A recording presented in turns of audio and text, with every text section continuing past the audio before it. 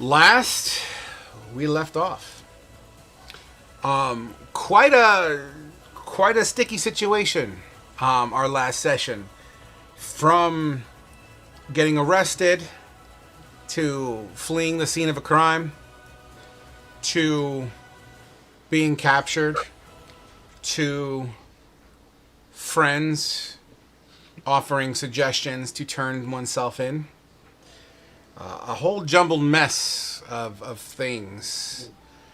Rekindling an old relationship, a mutual respect amongst friends, guidance, and an alternative perspective on life and situations.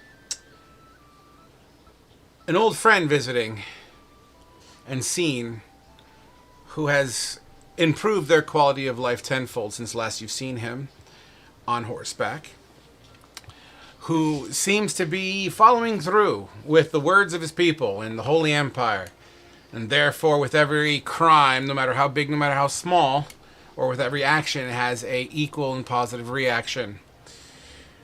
Hence we are here on the beach off the shoreline of our dear, wonderful town of Bestow, recently liberated and populated by the Holy Empire. The foothold, the initial foothold that has been tasked amongst some of you. The consequence here being brought to the beach and buried up to your neck in sand and wait for the high tide. The last scene, we have Oscar in mid-panic mode, restricted and bound by nature and sand, against his will, but a lesson to be humbled on, or is it a lesson to learn from? Yet to be seen. We'll see where that goes. As the water starts to crest over Oscar's head and just past his forehead, the feeling of this pseudo-dragon laying on top, almost like a scene from The Karate Kid, on top of the pillars. A gurgling can be heard as this bamboo rod or pole shoved into Oscar's mouth, allowing him to breathe. And that was the exact last scene that we left off at on our last session, which is where we pick up today, folks. It is nighttime as Oscar gets this pole jabbed into his mouth. Oscar, you're able to breathe through your mouth hole. It is awkward. It is not the greatest of feelings, but the concept of being able to breathe is it's a stress relief for you in particular. As this gets shoved into your mouth and you start inhaling dust particles through this opening in your mouth, where's Oscar at in all this? Well, there's pretty much two sides of Oscar's mind right now. One side is the concern he feels, because he thinks that Cinder might get swept away and die. And the other is, oh, this is everything that he feared would happen worse, and he just like all those times before, he in this moment he feels powerless, but slightly different to back when he was like captured and locked up at home. Rather than just accepting it, he just feels like an unwillingness and like a sort of like a fire burning in his chest, where like back then it was just his life, and it occurs to him in this moment that he had just accepted that, but now that he knows that this isn't his life and this isn't what he deserves, that defiance against that is is burning there, and he's just waiting till the moment where he feels even the tiniest bit of give in his confinement to finally get out and to march on to the the next step, which he never thought of before, but the next step has now been made clear. You take a breath in, and you feel this waves of water kind of pushes you back, and you feel the pseudo dragons. You feel Cinder on your head, kind of balancing as if she was surfing. And then the waves pull forward.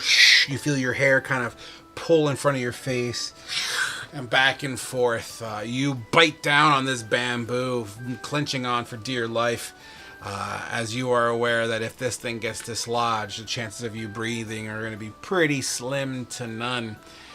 Unbeknownst to you, Kavul, who's just to your right side, whose snout seems to be long enough where occasionally as the waves pull back, even though fully submerged underwater, he's able to poke his nose up out of the crest of the water to take that deep breath in, as he only needs to breathe once every 20 minutes. Kavul, the ocean water's cold. Occasionally you feel dirt, debris kind of cresting in through your mouth and your teeth. It's you're no stranger to having shit in your mouth. However, this is very much a brine-filled kind of circulating, not sewer water, but this is fucking seawater, you know what I mean? Especially on the shore where, you got critters, you got the dead critters that are floating up. Occasionally you'll feel a jellyfish just kind of crest across your nose. Doesn't sting you because of your scales and whatnot. Where are you at with all this, Kavul? Kavul's just thinking he didn't really do anything wrong, but he's also wondering why the guard that attacked him isn't here. Because he feels that he was the one that was attacked. And that's fair. He just defended himself, so... Fair enough. As you kind of relay the images and the events in your head, you convince yourself that there's no fault in your reactions. And you sit there and you try to move a little bit to try to get comfort, but the earth with the water soaking through, it's just so powerful for you to... It's so rigid and hard for you to kind of wiggle your way through this shit. However, on the opposite side of the spectrum... you have Kuza, who's like a pig in shit. What is Kuza all about? Apparently, so if I turn my head, are the other two like within easy like can I see them easy enough? When the tide pushes over, it is quite murky. Occasionally, you'd be able to get a glimpse of the outlines of your cohorts, at least indicating that their presence is known to you, but unfortunately, just the way the tide is rolling in and the debris, the sand, the murkiness... I can't make out... Correct. Yep. That's all I was checking. So, do the murkiness. Kuza's not going to see them. I'm going to roll it that way due to the murkiness. Okay. You just can't quite make out them. Seeing how like he knows he can't move, and then the water coming in is just gonna make the sand heavier and all that. He's just gonna go to sleep.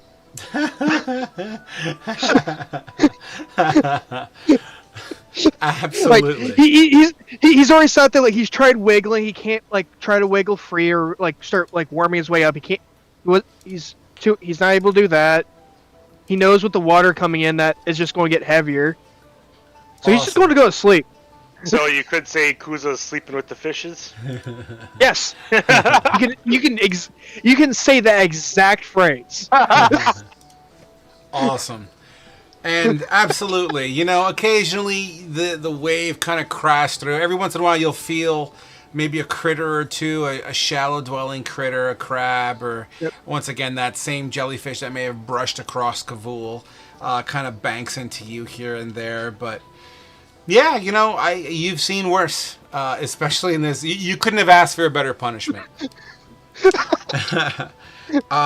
Nevertheless, As their sun sets, hours pass. Dinner was had by the rest of the team as they finish out their night, waiting for the next morning, which we're going to quickly jump to here. As a new day rises, everyone's going to gain the benefit of a long rest, minus Oscar, minus Kavul.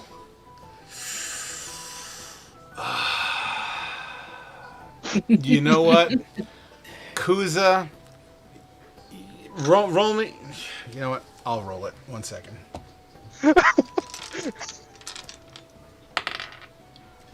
Really? The one number? Yeah. You know what? You'll get the benefits of long rest too. You're literally sleeping. So we'll go with that. 110%. It's not a great sleep, but it's a fucking sleep nevertheless. However, I would like everyone that did not sleep underwater, please roll me 2d4. And whatever you come up with would be your permanent, yet temporary permanent HP, as this is going to gain the benefits of a full rest in a very safe neighborhood. So add those 2d4 to your temporary HP. Wait, it was I supposed? Wait. Okay, so I wasn't supposed to do that. Sorry. No, you're breathing through a tube, unfortunately, and you're still in a very high stress situation. I couldn't quantify a long rest for that. No, I thought you were saying like our HP was dropping, so I was like, oh, okay. So that's why I rolled it. Yeah.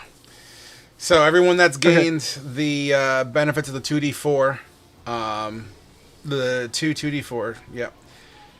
Those are your temporary HP. Okay.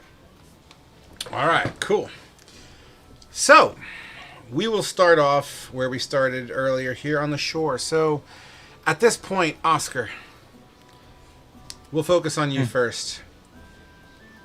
You start to feel water slowly dissipate off of your back of your head, and it seems like it's kind of going down slowly but surely. With every wave that passes over your head, less water seems to return. Eventually, your eyes above the water, and if you were to tilt your head up just a little bit, enough where you could spit out this bamboo rod and breathe under your own accord through your own nose. Your skin. Roll me a Constitution saving throw. Okay. With a 14, you're the pruniest of prune that you've ever pruned before. You are super pruny. You're not abrased at all, as your skin seems very together, but you're so waterlogged. It's almost like you gained 2 or 3 pounds in just pure water weight. Like your skin was a sponge and just absorbed water for being under it for over 8 hours. It is rough. You feel as if you were to even scratch your skin is probably so waterlogged you might even accidentally cut yourself. But in the back of your mind, that's probably the last thing you're worried about. But now you can breathe, and you hear coming up from behind you.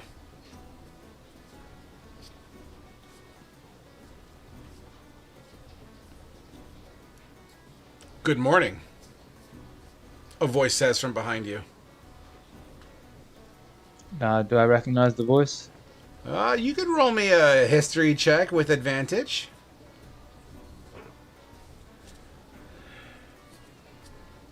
14.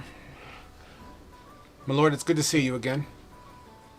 As the footsteps swing to the other side of you, you look up, and a familiar face, although dressed slightly different, a familiar face, as Azar looks down at you. It's good to see you again, my lord Oscar.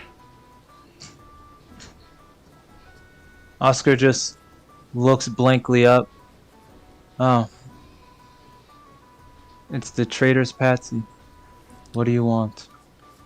Traitor's Patsy? No. Traitors, Oh, the traitors. Patsy. Sorry, I couldn't quite understand you. These seagulls are quite loud this morning. I apologize, my lord, but I'm here to assist you in getting out of this predicament. As you paid your dues. Do you wish for me to assist on freeing you? Get me out. My lord, I mean you no ill will, but please don't be upset with me. From what I understand, the punishment was justifiable. Don't. Get me out. No need to defend your master. My lord, my master is the one who told me to put the tube in your mouth. He meant you no harm, but you must understand he has a specific duty in this town, and if he was to be seen giving leniency, it would kind of disrupt the entire system and how our law works. Even you must understand that.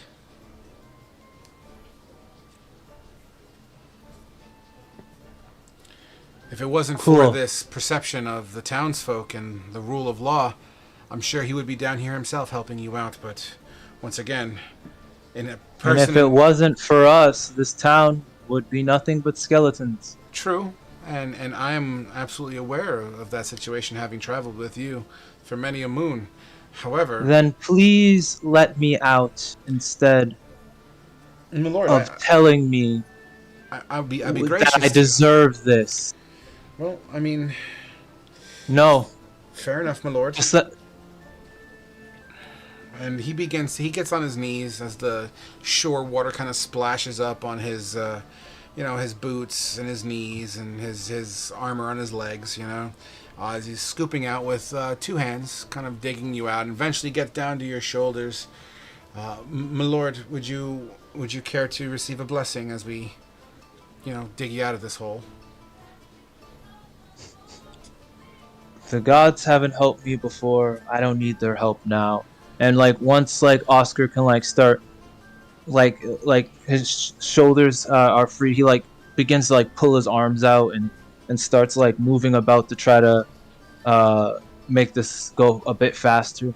Yeah, and you're able to wiggle free here and there. I'm not going to have you roll for it. This is a static issue. It's probably going to take about 15-20 minutes to really dig you out. At least once we get past your belly button, you should be able to pull yourself out yourself. We're right around your shoulder area at this moment, but you are able to kind of wiggle some of your arms loose. Not fully out of this hole, but you definitely have some play going on. My lord, I will apologize, and I'm really sorry you had to go through this experience. Dear Oscar, I'm sure it wasn't the intention, but I really wish you didn't bear any ill will towards what had happened here. Oh no, don't worry. There's no point to feel anything about any of you anymore. Thank you for helping me out. Tell your master this. I look forward to seeing him lose everything. Well, and Oscar just walks away. Wait, my lord, before you go, do you wish to... Oscar, stop. He's expecting you. Something about the mission that you guys had.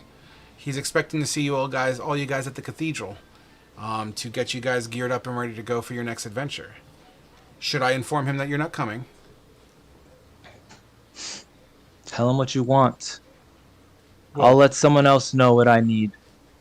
And Oscar looks over to try to find Cinder. Cinder is basically this whole time. So when Izar came here, Cinder would have jumped off your head. Fuck it. Even Cinder was helping dig you out. So okay. Cinder will be at your side. Alright. Oscar holds her gingerly in one of his arms. Make sure all his belongings are together. And after situating his wet ass, he's gonna just walk away and head to his next destination. Is it the destination that we talked about before? Yeah, there are two places. Actually, there's three places he'll want to go before he leaves this town for good. Okay. The first one would be just to make it simpler. Will be the blacksmith shop, just to say bye to the kid, and Okay. you can do that later. Yeah, we can come back to that. Absolutely. So we'll go to Kavul next. So Kavul, you turn your head to the side and you see this. I don't think you've ever met Azar. Oh yes, you did meet Azar. You'll see Azar kind of on his knees, kind of shoveling out, and as you see Oscar, you kind of hear words going back and forth. Not in a real position to hear exactly, as the conversation wasn't necessarily broadcasted. Nevertheless, Azar would approach you. Oh, Kavul. It's good to see you again. Have you seen the ways of Helm yet, or are we still on the whole Spider Queen kick? Or the Raven Queen, excuse me. We'll just remain silent for a little bit.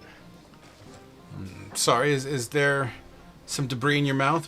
Do you need a cup of water? He just starts spitting out the stuff.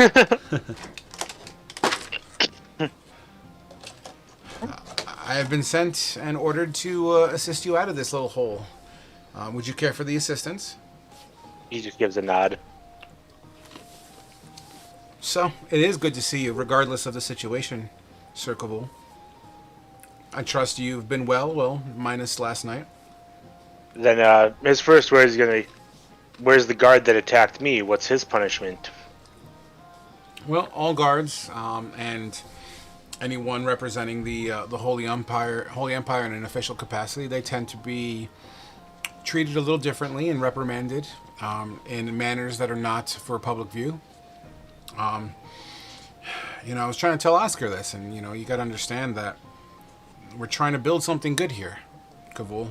What was his punishment? I am not at liberty to give that information, and I'm also not educated exactly. That's stuff that Cal takes care of himself. Unfortunately, in a man in his position, he's forced to take certain liberties to make sure law is upheld to code. So I sense you still seem to be disgruntled on recent events. He just stopped speaking. I truly wish you saw things a little differently, unfortunately, and I feel as if there's no way of really convincing you. Nevertheless, you did your time, and I appreciate you for being here, regardless if you believe me or not. I will always speak the truth, and I'll always speak what's on my mind. I owe you that much respect. You have saved my life before. Nevertheless, once I get down to your shoulder, I should be able to get it going here, and gets about 5-10 minutes away, and pop, your shoulder pops out. Are you going to pull yourself out? Yep. All right. Azar kind of helps you. He's kind of like dusting you off a little bit.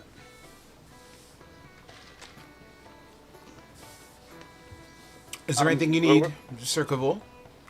Water? Food? The rest of my gear. The rest of your gear? I stood guard all night, making sure you guys were safe. If you look over there, and he points to the embankment, and there is your effects. Okay, he walks over, grabs his stuff, and starts walking out of town. Sir Cool, before you go, Cal is requesting a meeting at the front of the cathedral when you're ready. I think he's going to do something about getting you guys prepped up for your next adventure. He just looks back. I am not welcome there or in this town. And just leaves. Azar would then go to a snoring Simic hybrid. So, yeah, I guess as he walks over, he kind of just sees him just kind of like head kind of down, mouth open, like some sand sitting in his mouth from sleeping. Hello.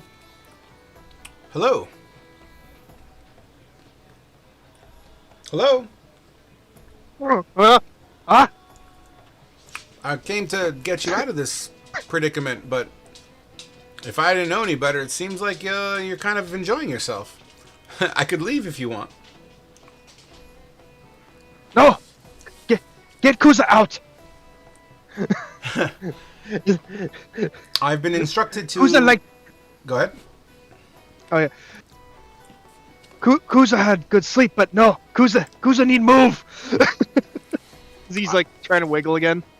I've been ordered by Sir Cal to get you out of here. He requests an audience with you at the cathedral at your earliest convenience. Kuza just kind of looks at him with just like a blank kind of questioning face, like doesn't know who Cal really is nor where the cathedral is. So he kind of has a blank okay face. Are you not familiar with our streets? Do you require some sort of guidance? Kuza, yes. Like he's just not sure what to do. How to get there. As he pulls you out of the hole, he's kind of dusting you off and kind of removes the rope that's tying your tentacles down. And although Azar would look to be sort of perplexed, Azar has enough respect for life that he doesn't question your outward appearance, nor does he question your tentacles. He only offers you a small blessing, at least that you could hear him muttering. Some degree of a blessing or whatnot. Do you require substance? Are you hungry? Kuza kind of nods his head towards like for food. It's like food, yes. Azar would kind of twist and pull out this little fucking hipster pouch. And as he pulls out the pouch, he opens it and he's got these basically like dried fish, salted fish. It's one of the major exports of this town. He hands it to you. It's a decent fucking chunk too. It's almost like the full heron that's been dried and salted. Yeah. Kuza will take it and just start slamming into it, ripping it up.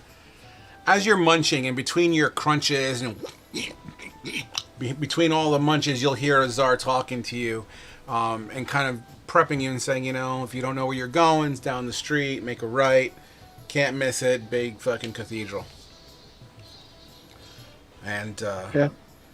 I truly want to say something from a personal level. I'm sorry for your friends. They seem to have taken this awfully hard, rightfully so.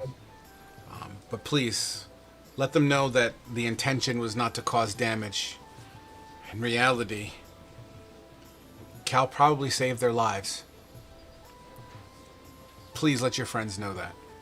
They seem to not want to listen to me, and it's unfortunate.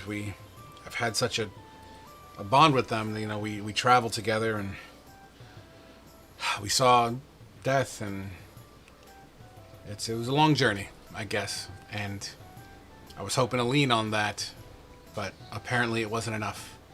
Maybe they'll listen to you.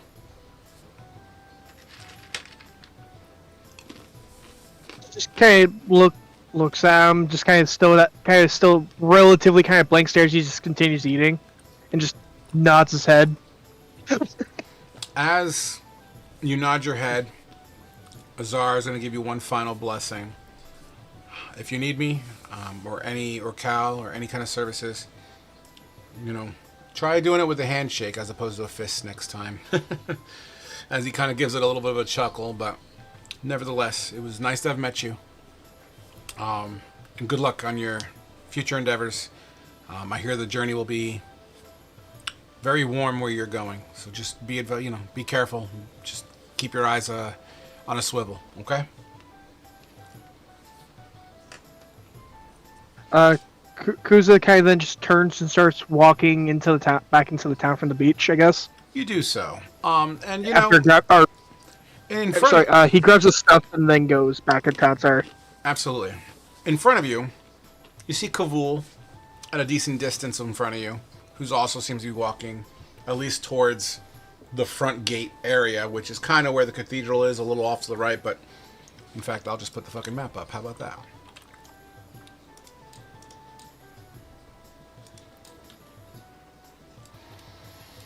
Alright, well, this symbol doesn't matter anymore because you guys are practically everywhere, so we'll just take it off the map for now. So as you make your way, We could put our tokens down. on yeah, there. that's fine. That's a great idea. Thank you. You can go ahead and throw your tokens down on where you want to be on the village. That's fine, or the town rather. This big building here is the cathedral. I mean, yeah. I'm assuming the beach we will been at will been over here. Right around here. I'm yeah. guessing. Right around here. Yeah. And we're supposed to be meeting at the cathedral? Yeah, so anyone that went to bed and got the full rest, you generally, I'm assuming, would all be at the cathedral, front gates, waiting. Which is where we're going to go next. At the cathedral. Well, I'm you know just what? gonna drop myself there for Case Place. Yeah. Actually, I can tell you exactly where Kate's place is. Where's my reference sheet? 1 second. Yeah, right here.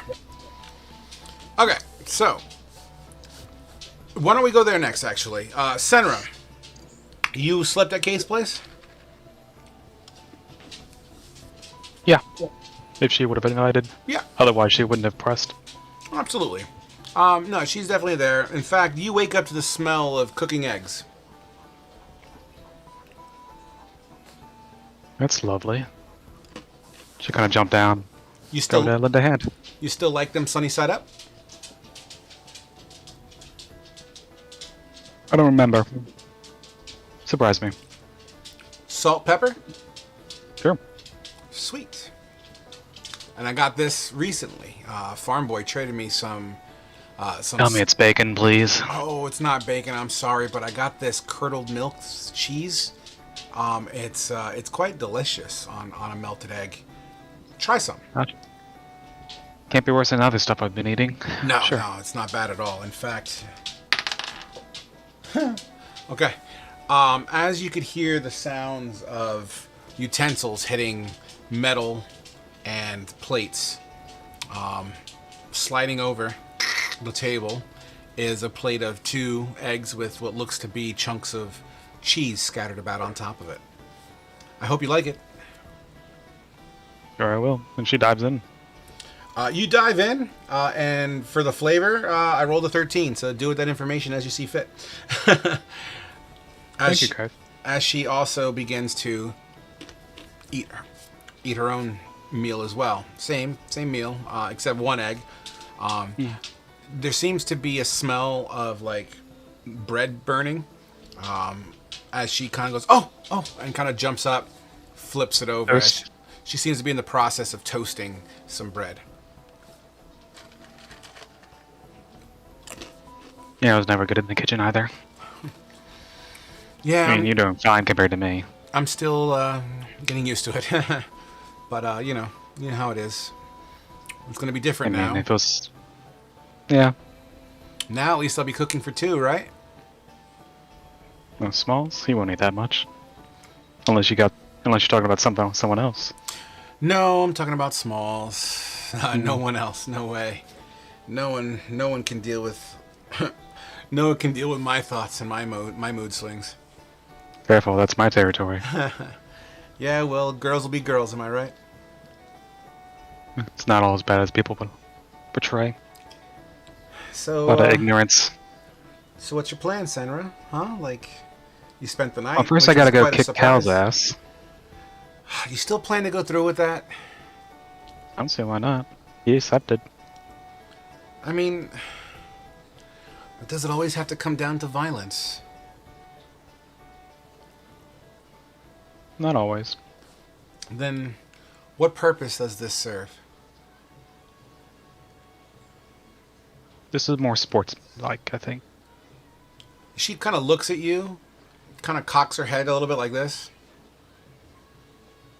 You know, kind of like that sportsman-like. Are you sure? She doesn't physically say that. She implies Yeah. it with her eyes. Senra, I know you. Something like that. The town will get a kick out of it. I'll settle a curiosity that's been bugging the back of my brain. I mean, It'll be fine. I couldn't control you then. I don't plan to control you now. I respect you enough. and care for you enough that, Senra, you're gonna do whatever the hell you want. You know, you're notorious for making silly choices, but you know what? You're breathing, I guess. What else can I ask for, right? That's all I care about right now. Just don't get hurt, okay? So I'm probably gonna get hurt a lot. All right. That's no reason for you to get worried about it, though. Yeah. Everybody gets hurt, whether it's physical or not. I mean, I think, as we talked about yesterday, we've done enough together where we're beyond friends at this point. I feel like we're more kin, you know? The things that we've shared together. I mean, it's not something that you just, you don't find something like that at the market. I feel somewhat responsible, I guess. I don't know. Maybe I'm just being silly too. But if this is how I feel, I tend to go with what my gut tells me, right? Don't you? Yeah. I think we've both done that decently well and survived because of it. That's fair. But, like you said, I'm gonna get myself on my own stupid shit. And I think I'm about to do that again, despite this thing with Cal. Well, there's an We'll see. open door policy for you. You don't even have to knock, okay? Appreciate that. Well, finish up, silly. Here's some toast. And she just devours everything presented. After you finish your meal, a little goblet of water helps wash it down. Kaith, eyes get kind of heavy, and she kind of looks down a little bit. Stays silent for the moment. Kind of looks up at you. Looks back down at the table. Don't try to look like a sad puppy.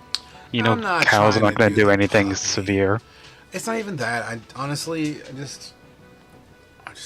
I'm afraid I'm not going to see you again, that's all. Is that a crime? You may not.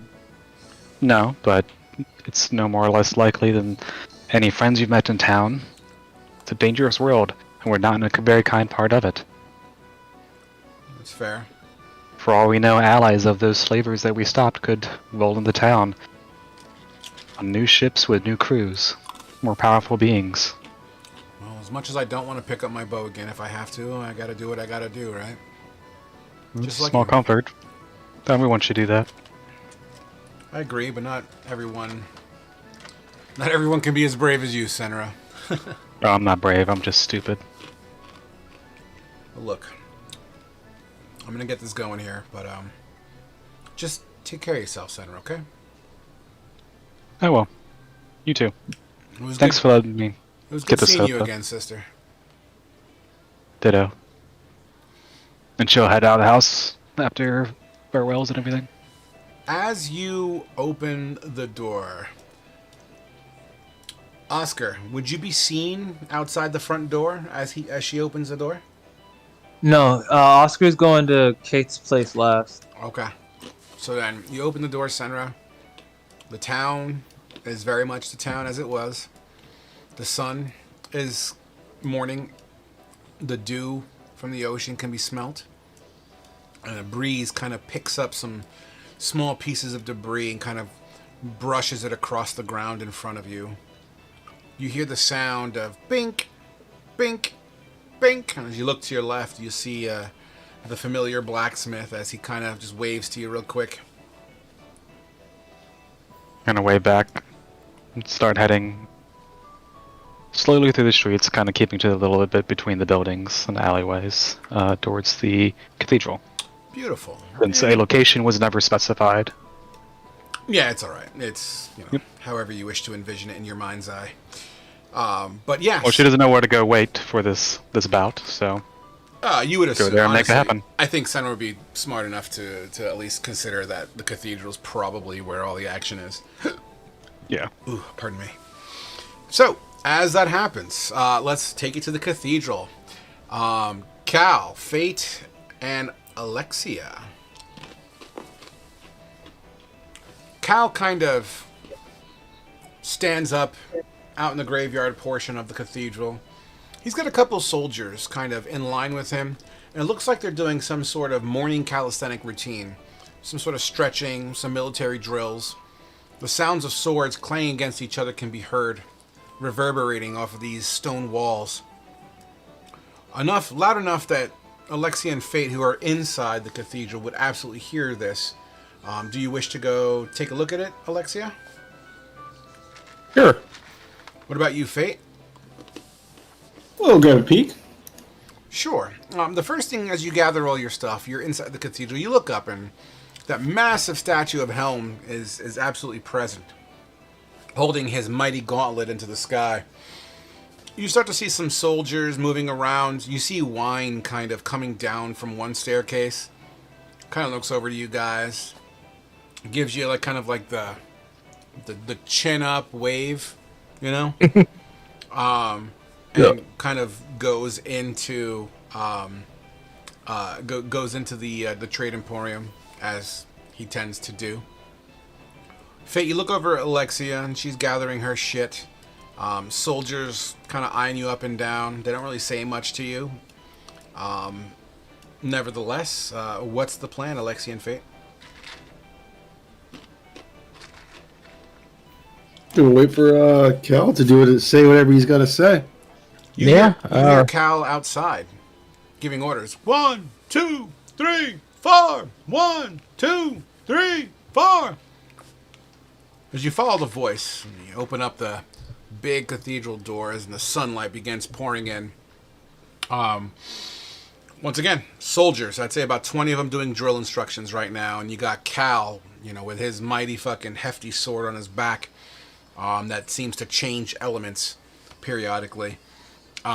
Definitely doing so. So, Cal, take it away. So essentially right now I'm just riding back and forth while the soldiers are doing their drills. As I see you guys come out of the stalt, I look up and I call to you. Welcome! Do you have any idea where the others are? Not a clue. Last I checked, Oscar, Kavul, and Kuza were still at the beach, but that was last night. Cal, you remember sending Azar to assist with that situation. That's exactly what I was going to say. I've already sent Azar to deal with them, so they should be up here sometime soon. But would you guys like to join in the morning drills while we wait?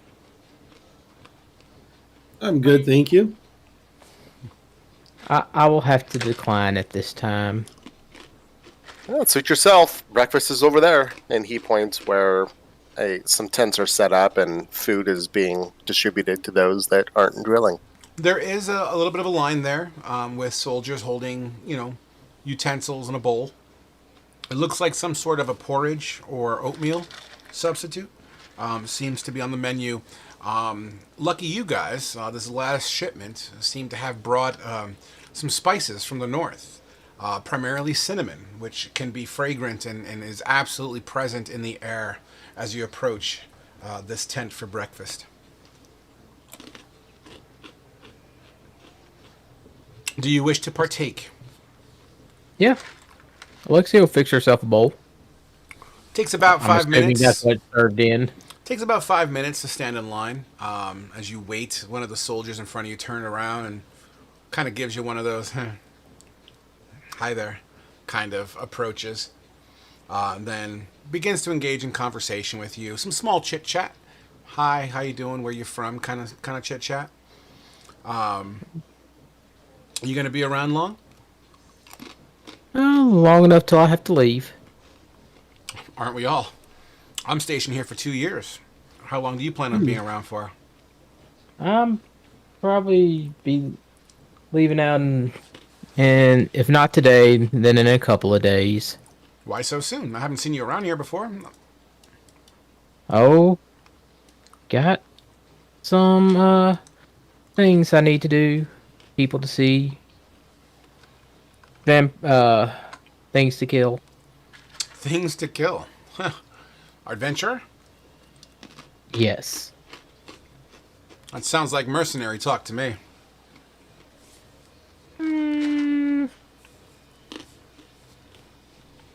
Kind of. Do mercenaries typically come in your frame? More than you would realize. I'll tell you what. I have drills this morning. If you plan on staying, I know this great spot on the beach where the sunlight hits the reflection on the ocean really well during sunset. You're more than welcome to keep company. I got a cask of ale I could bring. Oh, honey. I don't think my husband would like that. Oh, the H word. Oh, looks like I'm next for porridge. As he begins to take his helping, you're next. The woman who seems to be serving is a dwarven female, a hearty beard, but eyes of kindness. As she smiles, "Here you go, hun," and kind Thank of slops it into your bowl. Is your gentleman fella hungry? As she My looks gentleman over, fella? your gentleman fella, as she looks over towards Fate. Oh, Yeah, I'm hungry as hell. What do we have? We have porridge today with some cinnamon. It's this exotic spice that comes up from north. Vern Castle had some extras, so they decided to help out. Kind of like a congratulatory herb, I guess. Some sort of spice to say thank you for converting. You know, this town might be the future of this area. You know. Yeah, sure, I could use a cup of that. Thank you. Sure thing. And she scoops it on. It kind of plops, but you see the steam coming off of it as it's really hot, mixing with the chillier kind of morning air. As you guys both peel away from the serving tent, you know, you hear Cal's voice echoing through. I know that Oscar's not going there. Kavul, are you heading to the cathedral or no? Nah, he's heading out of town. Straight out of town. Okay. Kuza, you're heading over? Yes. You're breaking up, buddy. Can you hear me? Barely. Yeah. It sounds like you're still underwater. Hear me better? you're lagging really bad. We'll give Kuza a minute. He went back in. Holy shit, Oscar. That's what you look like? Yeah, I know. I was surprised too, man. What the fuck, dude? It took me a sec, like when his camera popped up, it took me a second to realize. I was like, hold on, who is that? That's someone I haven't seen before. I had no idea. I'm sorry. I don't mean to detract or derail for a minute, but my mind's eye was way different. Dude, look at you, brother. Nice to meet you. What's up? Awesome. So, continuing on. So, Kuza, did we get your comms back, or you need another minute? Can you hear me now? There we go. Yeah. We can hear you. Are you on your way back to the cathedral, or are you following Okay. suit with Kavul, even though Oscar's probably not within your line of sight?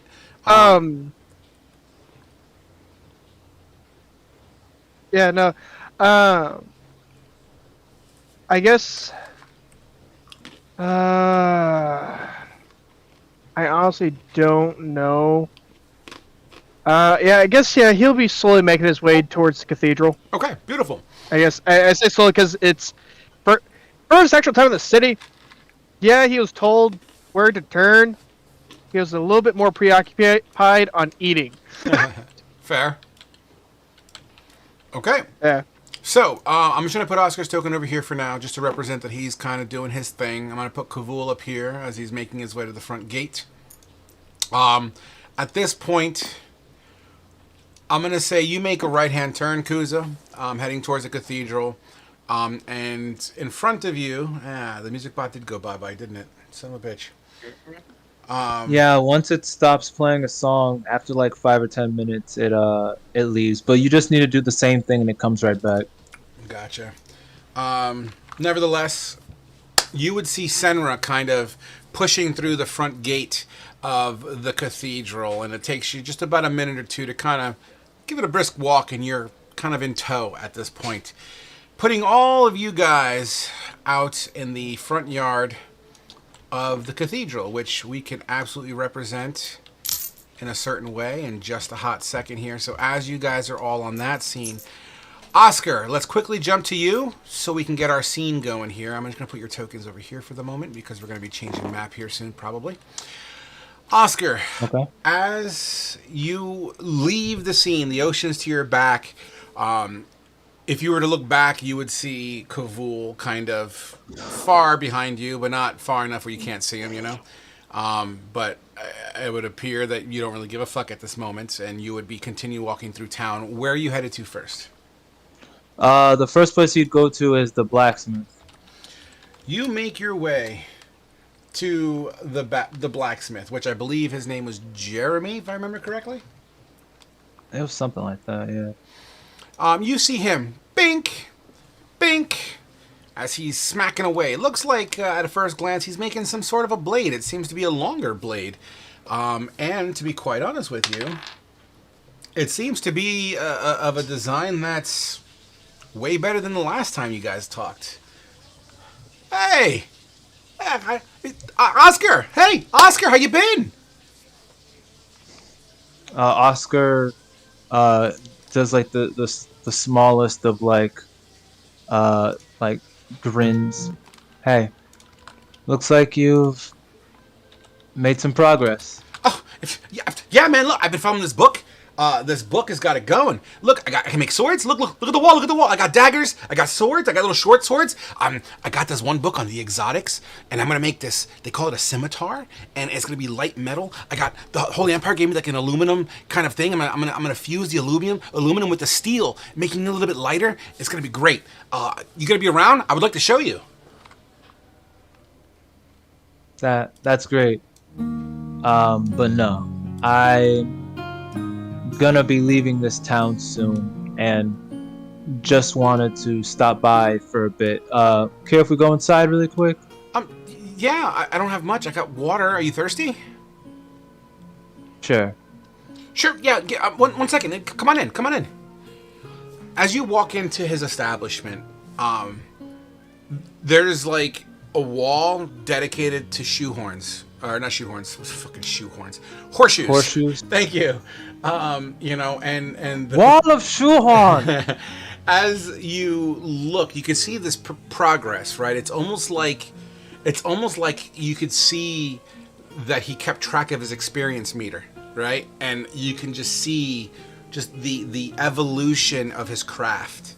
And he looks, you know, as he's pouring you out his pitcher of water, and the water itself, it's not clear, you know what I mean? It's kind of murky, but it's fucking drinkable, straight from the well, you know?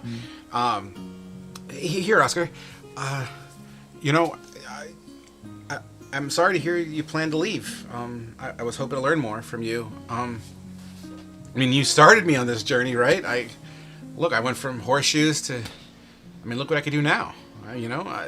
And he's all covered in soot. It's in the morning already, but he's got like the grime under his fingertips, you know. His hands are starting to begin to be, you know, calloused.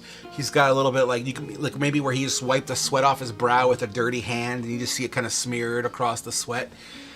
Can I ask you a question, Oscar? Yeah, sure. And is the forge is indoors, right? It's kind of in an indoor out. It's kind of like an indoor out. Imagine a garage where the garage door is open, but the garage door is the entire wall. So it's kind of okay. It's under roof, with a kiln, you know, but it's not a fire hazard at the moment. But it's well, Oscar would be trying to sit near it for the warmth to try to evaporate a bit. Sure, that's perfectly fine. But yeah. So Oscar and Jeremy would kind of take a stump and roll it where he can sit down, and he does so and says, "So, why?"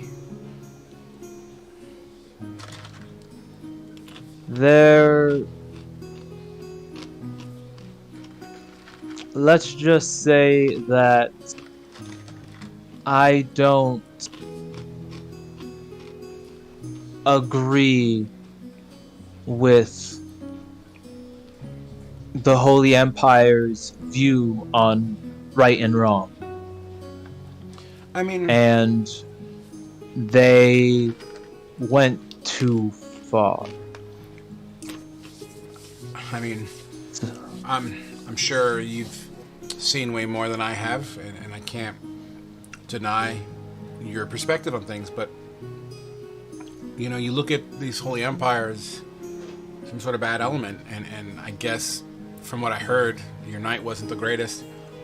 I can say this, you know, I was around when my daddy was here, you know, and before the Holy Empire came, and he's no longer here, and we've talked about this before, you know, I kind of inherited this operation, and if it wasn't for the Holy Empire giving me the ability to do this, you know, my daddy's legacy would be null and void.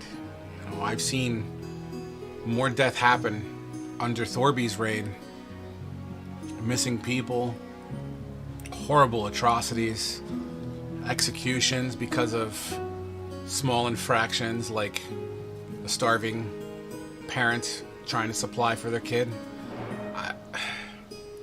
It's a shame that you look at the Holy Empire as this element of negative when I've never felt more safe now than I did before. I just wish you could see it for what it really is. I mean, I'm only, 20 now? Next 20 this spring. And I know I have a lot to learn. I know I'm young.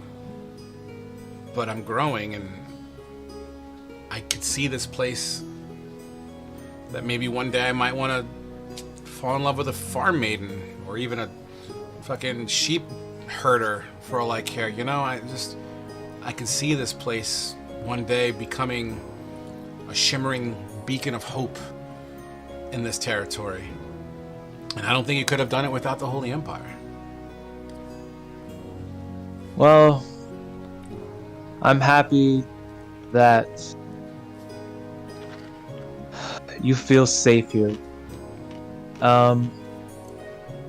But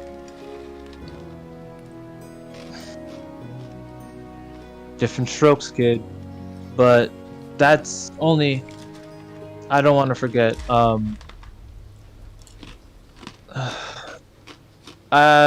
Do you have, so do you have any like fire resistant like stuff, like perhaps a backpack or like a robe or something? I mean, I know that my daddy had this woolen blanket that if anything shot out of the furnace, he would toss it on top to smout it out. I don't know if that's what you're looking for. It's thicker. It's very, very heavy. It might have a couple burns in it, but I've seen it put out some fire. It's a little bit different. If you're speaking on magic, I unfortunately, my hands aren't that gifted yet. Don't worry, you'll get there. I mean, it hasn't been that long, and you're already at this stage. Like I told you last time I saw you, you'll get there. You know what, how about this? And Oscar reaches in his bag and drops down like a 10 silver. What's this for?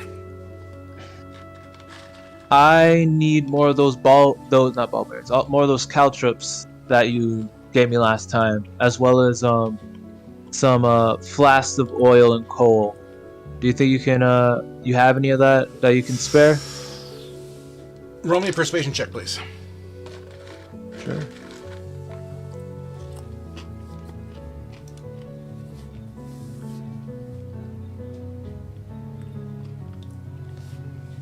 I mean, Oscar, if it wasn't for you, I'd probably be at the mill salting and drying fish. I could try to help. I know I have some leftover caltrops, but the oil is something I need. I tell you what, I can give you one of my flashes. Just don't tell anyone. This is on reserve. The Holy Empire kind of sanctions me to use these materials in return to meet their quotas on certain things, and I'm pretty sure I could stretch one of these flasks to help oil down some of the hilt leather for some swords. But here, you know, if it's something that you need, Here, just 1 second. He kind of goes in the back of that little garage corner that we were just talking about, you know.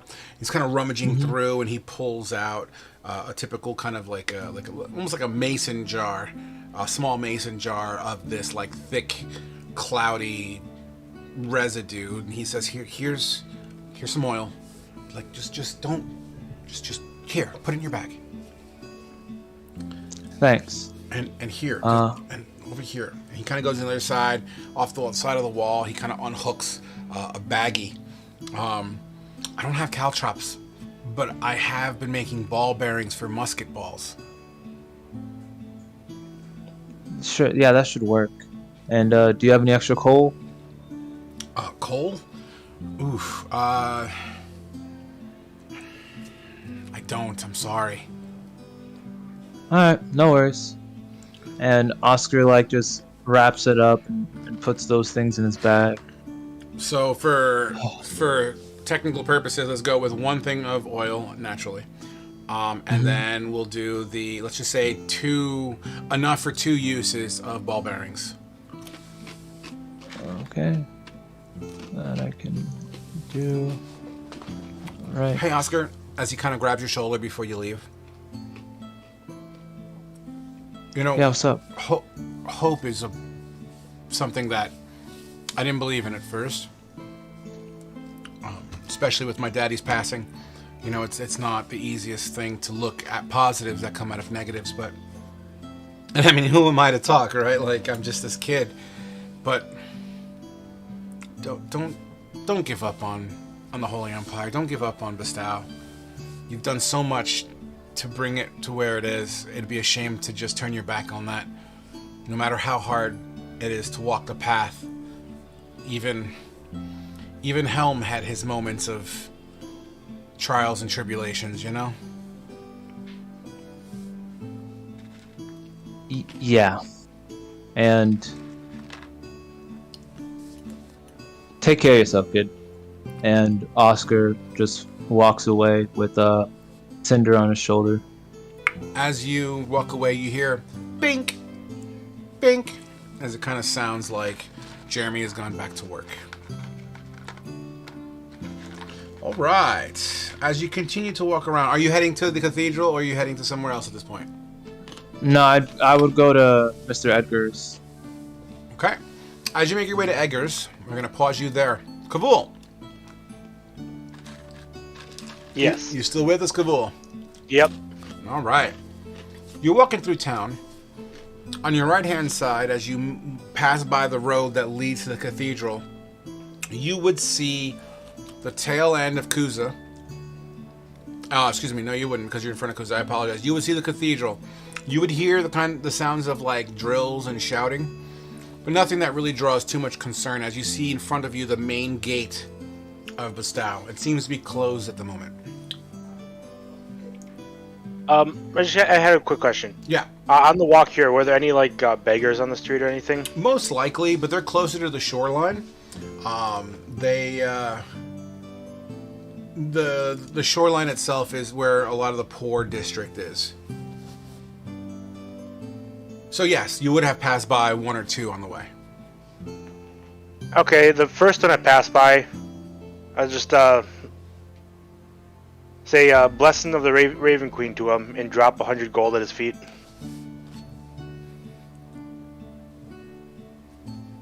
Like no words. Yeah, I'll just say just a blessing of the Raven Queen to you and drop the gold and keep walking. Like literally, they would just be like,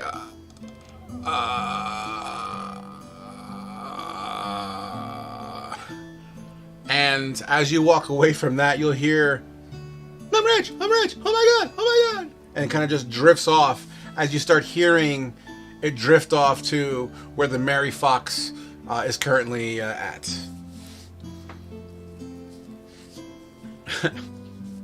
Fantastic. And then he just he goes towards the gate and goes to leave the town. Okay, as you enter, or as you get to the front gate, there's about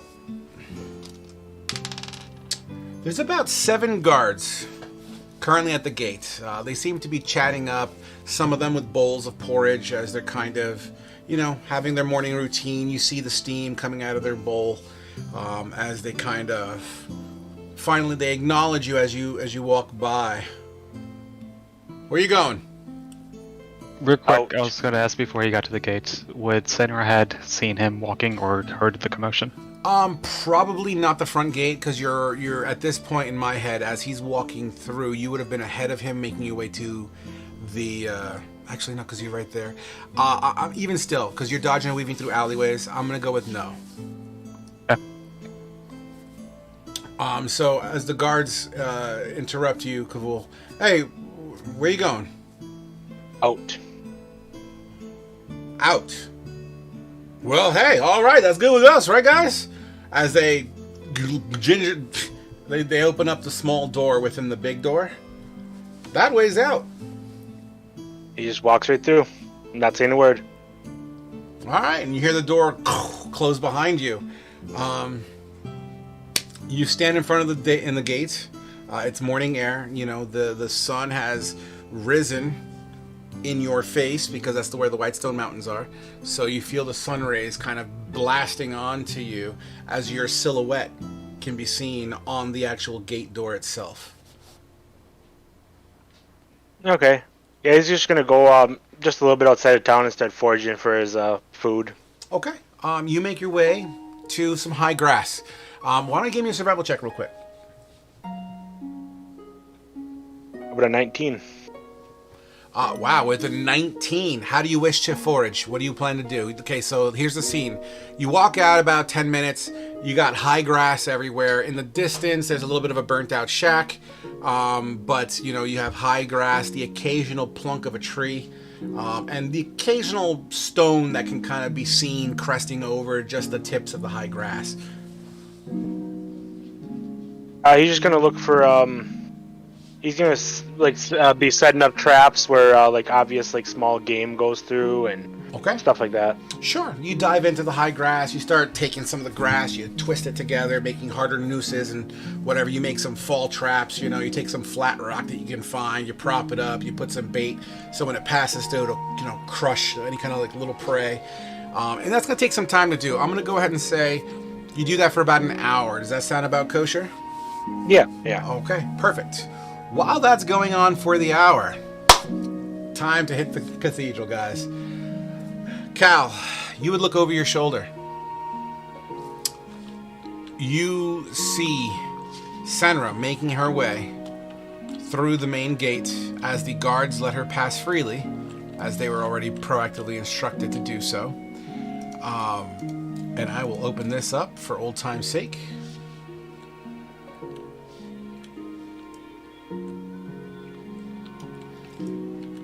And you're welcome to put your tokens relative to where you are. Obviously, this side over here by the compass is the front gate. If you wish to do so, just for aesthetic purposes, feel free to throw that down. I did mention there was a shit ton of guards that were kind of doing calisthenics in the morning. So why don't we represent that by... pardon me. We'll just represent that by... And it doesn't really matter. There's no necessarily a grid yet. We'll get to a grid if we need one. But as these guys are doing calisthenics... go ahead and place your tokens down, you are. So Senra, you're back there.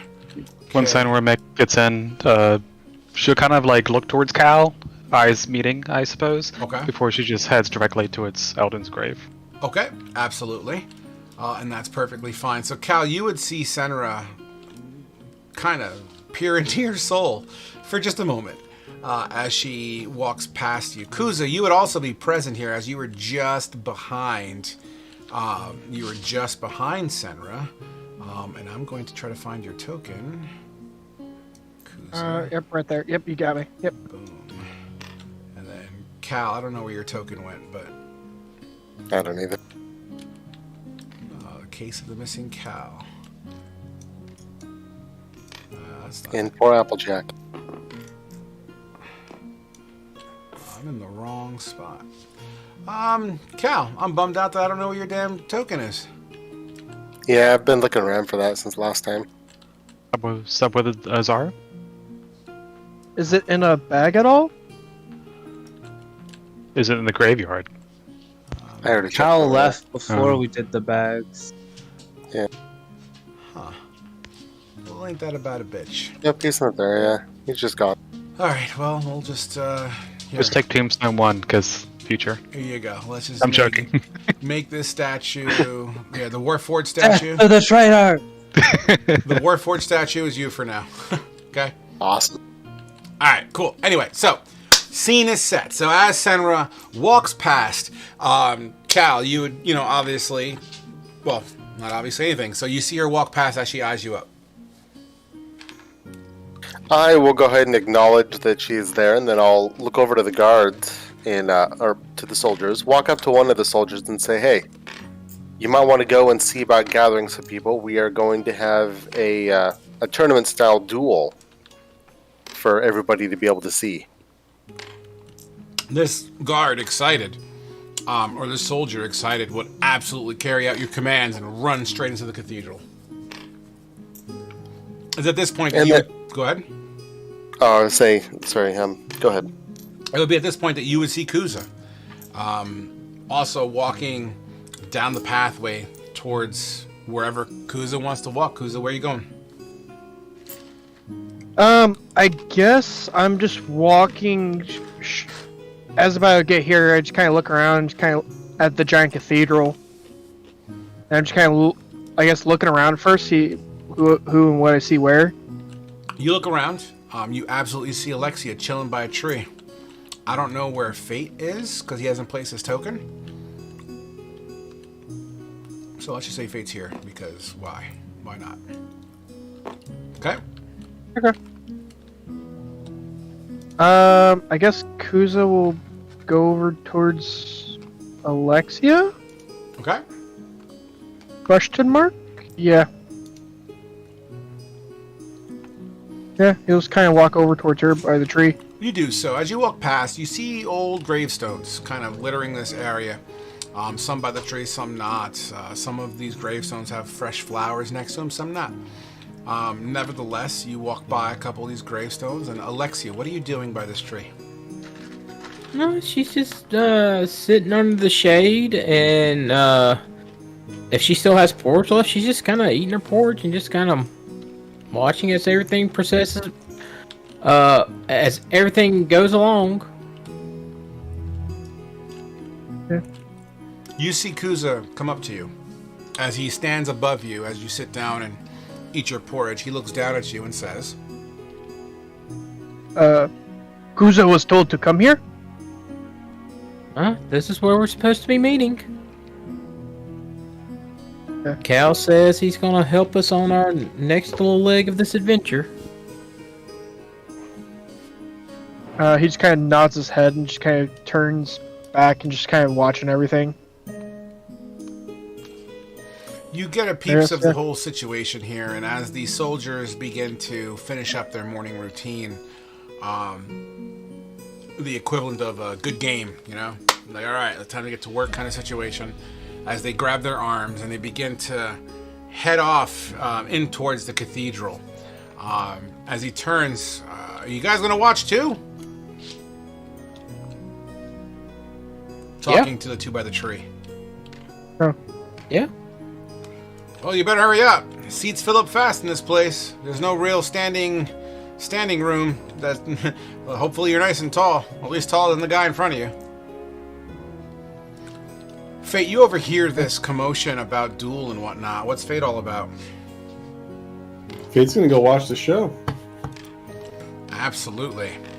So, Senra, actually even better, let's go this way. So, Cal, as you see everyone begin to filter into the cathedral, you can't help but notice Senra over at an individual's grave who seems to be paying much more attention to this tombstone versus all the other ones.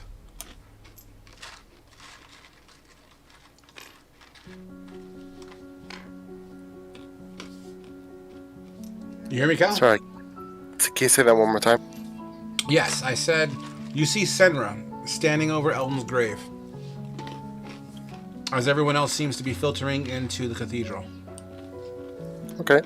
Before I go over there, I'm going to walk up to Kuza as he's going by and ask him, "Glad you can make it. There's some food over there.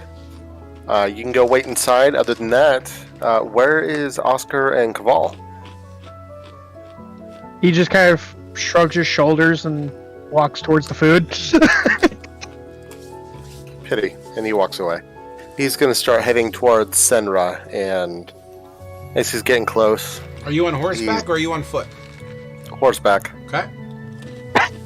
He is going to, he's not being sneaky at all. He's going to call up to Center and say, "It feels like it hasn't been that long ago, but it also feels like it's been forever." Death of a decent person is never far from the mind. It never is, and one of the first ones that we lost. The only one, thankfully. I mean, other than people having changed their minds, which is fair. I'm not trying to diminish that, admonish that. We did lose a couple other beforehand that we barely got to know. They passed away before making it to shore. I don't remember them. Had no reason to. They had no reason to know me either. No, it was a pretty boring journey. That's the least of it. Jackass of a captain was the only remarkable thing. Well, that's probably common. Yeah, it was a horrible captain. I still can't believe that he just threw us overboard. Well, fuck him then. And if he comes here, you can make him sit in the sand. That I can, although I think he has to do something more wrong. But eventually he will show up, and I'll confront him about it. Sounds fair. So where are we doing this thing? Well, we can do it out in the square, we can do it on the street, or we can do... I don't really feel comfortable doing it here in the graveyard, but, the field where we killed all those zombies might be a great place to fight. And a great place for other people to watch. The only place I would be against would be the graveyard, yes. I thought as well. Let's do it out by the front gate. What are the actual terms, again? Go all out, but we're not going to try to kill each other, so... Go more to knock the other person out. And your pet? Oh, Applejack can handle himself just fine. Don't be sour when I knock his ass out. I'm not too afraid of that. I can defend my horse.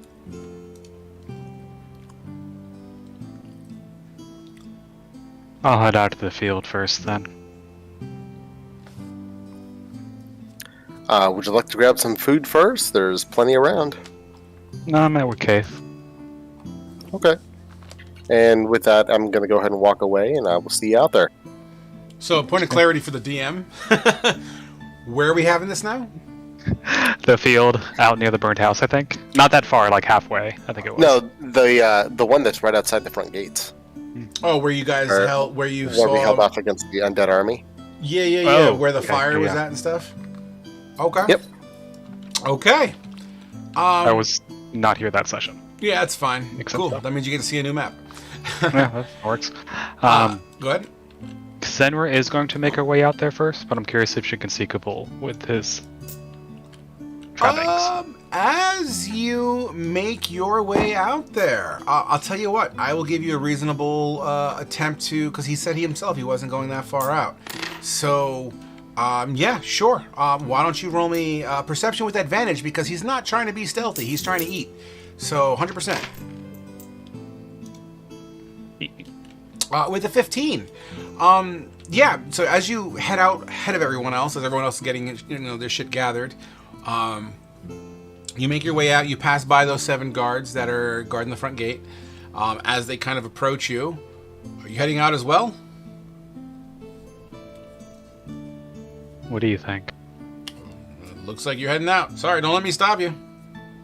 Good job having some measure of intellect. They kind of She heads out. They look at each other like, intellect? What is this word, intellect? Good job proving my point. As the door slams, you make your way out, and yes, after about 5 to 10 minutes of walking down the street ahead of everyone else, Kavul, you see his ass basically sticking out of some high grass. I just picture him like being stealthy in the grass, but his tail's just like direct vertical. Yeah, I just see him. He's bending over, setting up traps. And his tail's just sticking out, and he's probably flipping around a little bit because he's excited about a meal. I'm sure. Sure, walk over kind of slowly. Real quick, I'm gonna say that one of the fall traps you made, you got a little field mouse. So as Senra is passing you and you greet, I'm gonna say he sees you holding a dead mouse by its tail. Continue. Yeah. Okay. Zen was going to stop about 30 away, kind of assuming that he's hunting and not wanting to startle and be the recipient of a spear or something. Cool. Yeah, he'll just kind of turn around. Yes, and it looks like he's about to eat the mouse that he's holding. Breakfast? He just nods. Everyone's about to come out here, but do you have a minute? Sure. And she'll kind of make her way over as he's eating the mouse. Had a bit of realization, I think. I'm still kind of processing, but I think I know what I need to do. Things. And the first is that I need to apologize to you. I've been unjustly critical. Just because I hate that bitch you worship doesn't mean you're a bad person.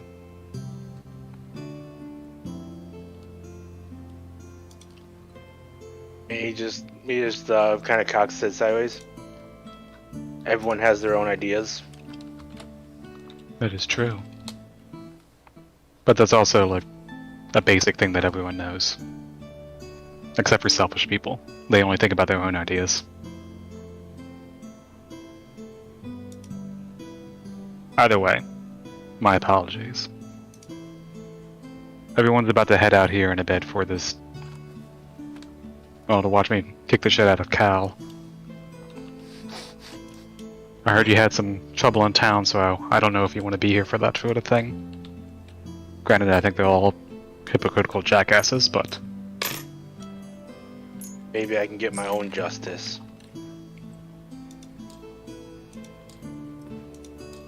Well, you know I love some vengeance. What are you thinking? I don't think the one who attacked me was punished. I might challenge him. How do you think that'll go? No clue. And he just gives a big old toothy smile. Well, I'm sure you could kick the shit out of any guard here, but... Hell, I've known a lot of street kids when I grew up, and they tend to stick together, and that's basically the same motto for guards. You poke at one, all 14 of his friends that he doesn't even like are gonna come running. Do you think you could take 15 of them at once? Because that's what's gonna happen. We'll see. If that's the case, I know he has no honor anyways. Oh, he doesn't, surely. He's a fucking guard. If he's not licking someone's boot, he's being paid off by someone else. That's how that job description works. But I'll watch your fight. Should be fun. Well, hopefully I won't make an embarrassment of anyone too much. But we'll see. Anyway, my apologies for stewing in my own shit and not being... and being short-sighted, basically. He just nods. No harm. As your conversation draws to a close, you start to hear a commotion coming from town, and it seems to be a whole lot of guard. with an individual on horseback, which is recognizable to be Cal. In tow, you have Fate, Alexia, Kuza. Although at a glance, Oscar's yet to be seen. And as the scene is getting ready to be set out here for the duel, we're going to pause there as Oscar is alone, walking through town, making his way to Edgar's pottery, or Edgar's home. As you get up to there and you knock on the door creaks open slowly, and it's Edgar's wife. Yes? Hello, ma'am. It's Oscar. I was just wondering if Mr. Edgar was home. Yes. I believe he was just getting ready to set a bath. Let me see if I can get him real quick before he gets indisposed, okay? Just give me just a moment. Please, come in. Thank you. No and problem. Oscar walks in after him. You walk in and you have pottery. It's very much like an old storefront. It's clear that there hasn't been business here for a bit, probably because of Edgar's new responsibilities. As you see, all of Edgar's older pottery works is around, vases, whatever. You got big ones, little ones, the whole nine. And they seem to be I'm as big as your head. Sorry. That's all right. I said it in my head too. And there's definitely a collection of dust. You know what I mean? It's like no one's really been touching it or whatnot. On the table, there seems to be some leftovers from breakfast, probably. As you hear two kids kind of running around upstairs above you, you'll hear Edgar's wife's footsteps going up the steps. She calls down to you. There's a pitcher of water on the table if you want to make yourself at home. I believe there might be some little bit of milk left as well. Thank you. And she... Oscar will do that, and he'll pour some of the milk to see if Cinder wants it, but just drink a little bit more water. Sure. And yeah, absolutely. Cinder's all about it. As Cinder would probably, this milk is going down pretty quick as Cinder fills up her little belly. You yourself, you pour water. This water is significantly more clear than the gentleman from before. Do you wish to sit down at the table? Yeah, he doesn't want to go out of line in any way, so he'll just keep quiet and sit down. The bookshelf to your right-hand side next to this table that you're sitting at, a table that you recognize. You've sat here before, you've had meals here before, and you've had conversations here before. You look to your right and you see this bookshelf, and one book that seems to be a deep red with a little bit of gold lettering on it seems to be titled The Art of Fire. Titled across it, essentially. Oscar is very curious, but he's gonna hold off for now. He's just gonna sort of just stare off into space while once Cinder finishes what she's doing, he'll pour some water into the little thing he poured for her to see if she'll drink that too. Sure, and Cinder would absolutely partake, but as you do that, you start hearing footsteps coming down. Staggered footsteps, light footsteps, but footsteps that can be heard nevertheless. Oh, Oscar, my boy! You're back so soon. I thought you were going to go talk to Cal. I don't... No one wants that. Well, I don't understand. Why you feel such remorse and such hatred? It's... The sad thing about it is I wish it was just hatred. Hatred's easy. I dealt with Senra for a long time. But I just don't feel anything about them. It's all gone. I don't understand. You've traveled together for such a long time. I'm sure you've seen your fair share of goods and bads. Is that something to just turn your back on? It's easy to say that when you were the one who's back they turned first? Who turned their... Besides the point, I'm doing what's probably best, and I just wanted to stop by and ask for one last favor before I leave this town. I don't understand. You've done so much for this town, and you just drop it because of one incident. I'm sure the experience itself was horrible, but these incidents are something to yield growth. It's not just this incident. This has been a long time coming, and I see where I stand, or I see what they stand. It's more accurate. So, before, and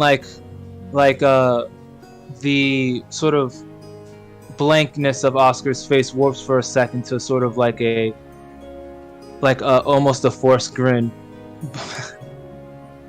But before I do something that would make you disappointed in me, I'd prefer to just leave.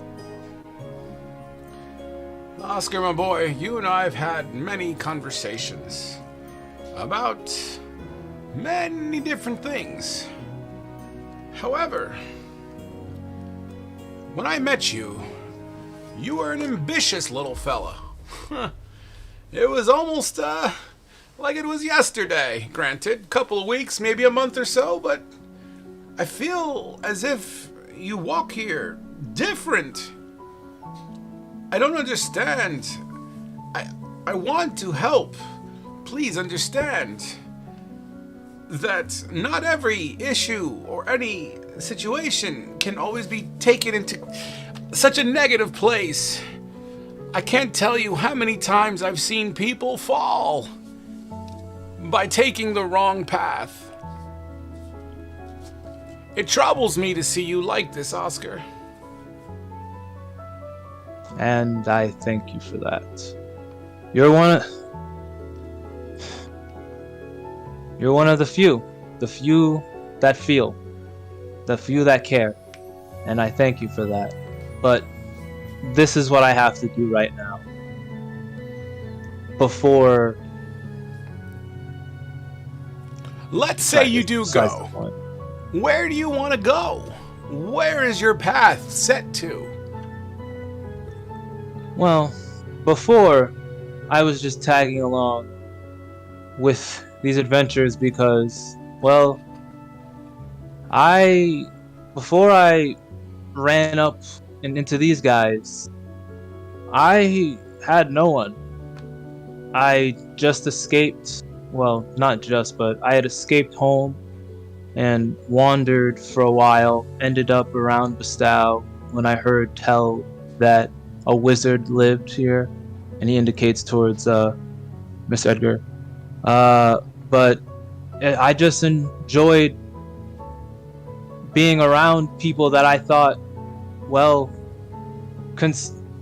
considered me a teammate, an ally, someone that they would try to support in the way that I tried to support. But maybe these are the wrong folk, but that was my drive for that before. But I think I found a different drive. So, Oscar, I hear your words, but how you said them make me really concerned for you.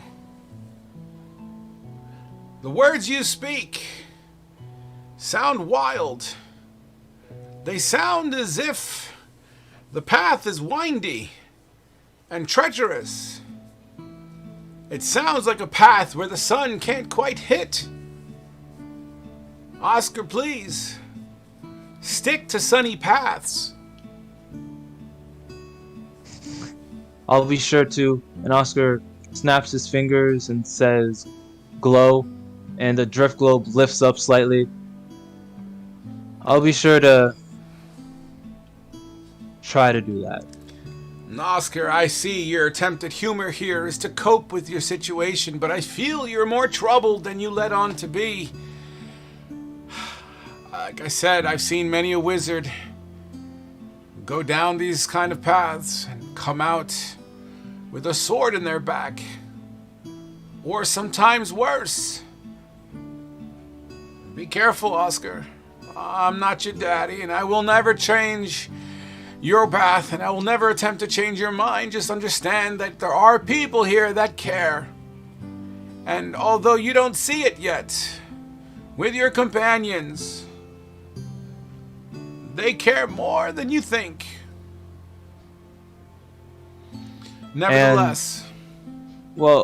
As he says that, Oscar's expression sort of, it was becoming more emotional, but as he says that, his face becomes blank once more. And he'll just nod after he says that. Would you care for some tea? That'd be nice. There was a couple things I wanted to ask of you. As I said, I don't know if I'll be back here, but there's still so much more I need to learn.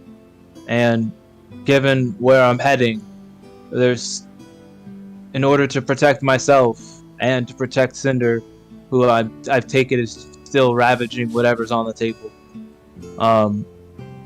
I wanted to ask if you would be able to procure a few items and hand them off to the rest of the party before when they leave, since they're going to be here for a couple more days. You plan to not leave with them? From what I understand, Cal's in the process of gearing them up.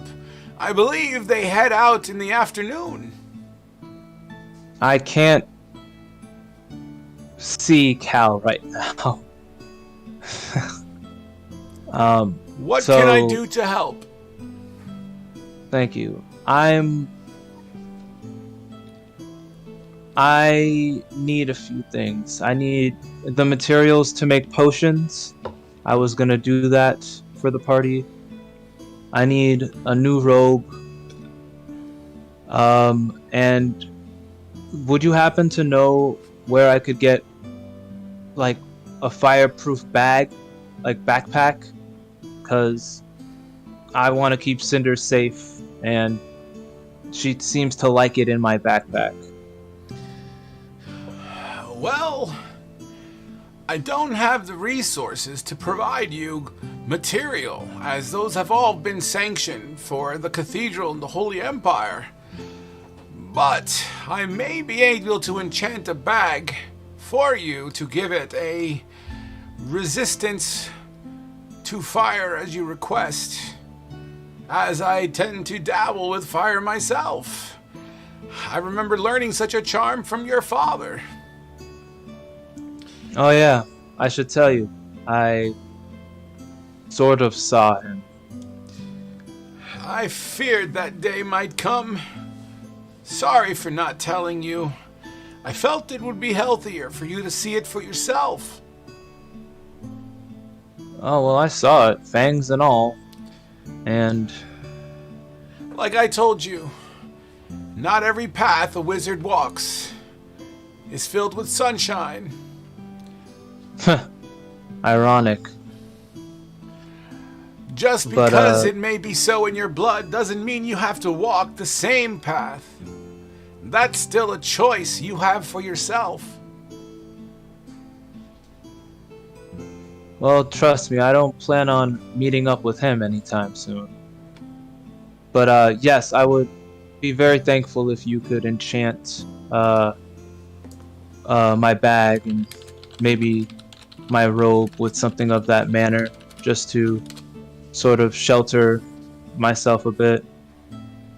Did you say robe or rope? My ears aren't as young as they used to be. Robe, and Oscar like shows off like his robe of eyes. And like this is a little this is a little more noticeable, and I should probably wear something over it when I'm not in the field. I might have a robe in the back for you. I'll send my wife to fetch it. In the meantime, let me see if I can find a bag worthy of a enchantment. Stay here, boy. I will begin the process upstairs. Thank you. Please help yourself to more tea. Kick your feet up, read a book. This might take some time. Thank you. Do you happen to have any bread or anything? I do, just in the cupboard over there. Thank you. No And, problem. Oscar will walk over, grab some, and then when he sees Mr. Edgar head up, he'll go and first he'll grab that fire book, and then he'll just like look to see if he can find any other notable spell book type things that catch his eye. Just like just fast must look. Give me an investigation check. Make it with disadvantage, actually. There's reasons for it. Just go with it. I think I know why. I remember something from last time. Boom. Oh, double 20s. Hell of a disadvantage roll. Sure. So, you pull the Book of Fire out, and the other books kind of fall over a little bit, and between some of the books, there's a thinner book that falls over, and it's kind of purple in color. As you kind of look at it, there is a writing on the cover, and it says Veloressa on it. Oscar like almost begrudgingly pulls that out too. You pull it out, and like I said, it's a thinner book. It's not like the fire book you pulled out. It's a thinner book. The edges are very much worn on this. The cover has been kind of slashed, a little bit bent. But with the dust on it, you open it up. And it has, the first thing you read is a date, a time, and says, today was nice. Wind coursed through this woman's hair that I plan to talk to tomorrow. I hope she likes grape juice. It's not something that rolls around this much, this often. But I think it'll open the door for a good conversation. I plan to take her to the covered bridge. Perhaps she likes the sound of running water. Or maybe the bridge too much. Perhaps walking through the creek with our pants curled up to our knees. Man, I'm nervous. And as you trail off, you start to recognize that this seems to be some sort of a journal. And we'll leave that there at the moment as you sit and kind of fiddle through pages. Beautiful. Moving right along as... Let me check something out here. Going back to the gate, where everyone seems to be gathered around as the guards start kind of moving around and start like whispering to each other, chanting. It seems like they're taking bets. One of them kind of bangs on you, Alexia. Hey, I got 10 on the boss. What about you? What are you got? What are we gonna do? I think 10's gonna be the boss. No, Senra's gonna take this one. I've seen her in the field. She's a monster. Nah, Cal's got this hand over foot. Alexia considers carefully.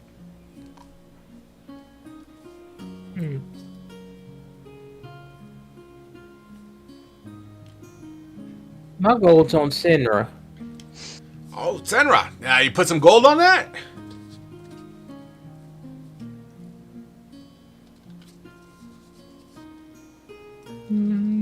How much money? I'm looking at her money right now. Hold on. It's all right. One guy's saying 10 gold on Cal.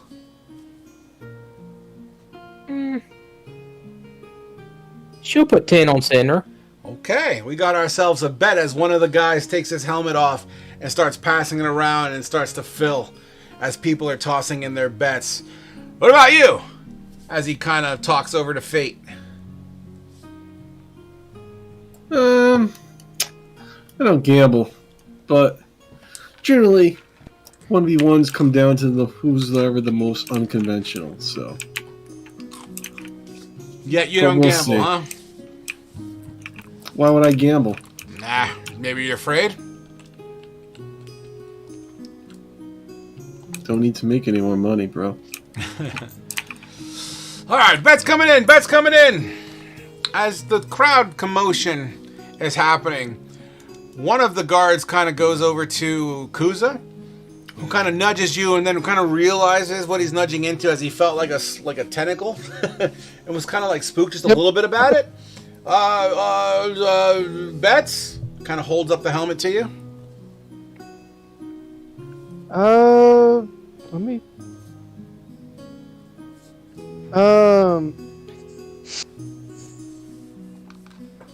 Kuza. I guess Kuza will throw 10 gold on our party member. On Senra. Okay. Senra and Cal. You hear the commotion of the crowd as it gets they kind of get riled up a little bit here. What are you guys gonna do, Cal and Senra? Since Cal has the horse, he starts heading out and he rides a little bit farther on and he's showing himself as ready to fight. Nothing more needs to be said. Senra, as you see Senra, as you see Cal, in his display, his armor's beautiful.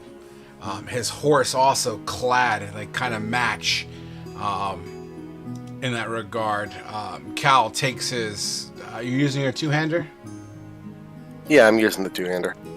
Cal takes the two-hander off his back on horseback and kind of whips it in the air real quick, and all the soldiers, huzzah! Kind of cheering it out as this blade begins to change every 4 seconds or so. It seems to change an element as it flashes it like fire, lightning, and then green and whatnot, and it keeps on cycling through random elements.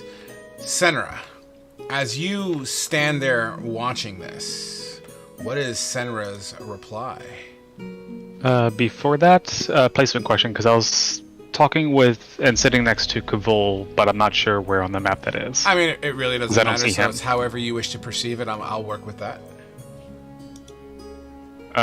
That begs another question: if we're actually playing like actual combat or like the RP stuff. We're still in the RP. The table doesn't matter at the moment. I mean, like when it actually starts. Like, is it going to be like the flavor discussion sort of combat between party members? Oh no, PCs, this is going to be a basically? legitimate role for combat. This is a combat. Yeah, it's going to be a legit Okay. combat. Yeah, if it's legit combat, then I want to know distances. But like basically, I'll have to wherever Kavul was, but I don't see Kavul as well, so I don't know where that is. I mean, Is the main question. Kavul is, he mentioned he was just watching by. I mean, if you need a token on the table, I mean, that's fine too. Yeah. Let's just say Kavul's here. To me, Yeah, it so doesn't same really as- matter, but was that's Jason. fine. But just sitting, watching, Okay. waiting. It seems as if Cal is ready to go. As Cal, well, I'm not gonna railroad you, Cal. What are you doing? Once Senra sees that Cal's ready to go, she's going to like sort of stand up, then pull a pouch from her side, and like, kind of like scan the crowd, catch Alexia, and just throw it at her. If I see her, I'll try and catch it. You know what? You're a couple feet away. Roll me a sleight of hand. Oh, she's not being subtle. She's just throwing a pouch at her. Yep. I'm asking. I'm seeing. Oh, if, you mean for like Alexia dexterity? can catch It's it. Sure. 15. You catch it, Alexia. from Alexia's side. Sorry, I'm misunderstanding on levels here. So Okay. you grab the pouch, Alexia. I'll What's fill in on this? that later. It's Senra then just turns, takes both weapons out, and just like sets against like one her body posture leaning a little heavier on one leg, and she kind of turns to Kavul. Get in the crowd. This isn't your fight. We'll just looking for the one guard that attacked him. Scanning the crowd. Okay. Perception check, Kavul. Okay, give me 1 sec here.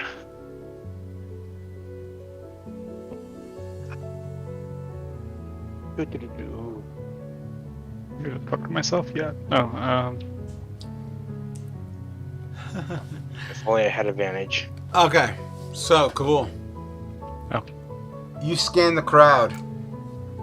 And we'll come back to your results in a minute. Gotcha. As Senra oh shit. pulls out both blades. Why don't we start off with this? What I want to do is, you know what? Honestly, dude, let's just do this. Use the horse for your token for now. And then if you happen to get knocked off, we'll just switch to the statue token, okay? Both of you guys, roll a d20 to see who places their token on the field first.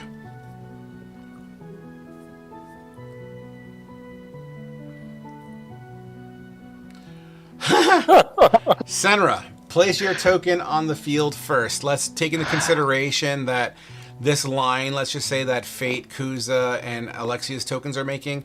Let's say behind that That's the crowd. is the crowd, right?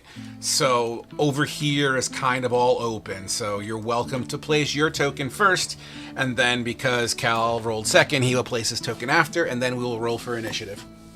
Senra is going to step out about here and then just kind of wait. Okay.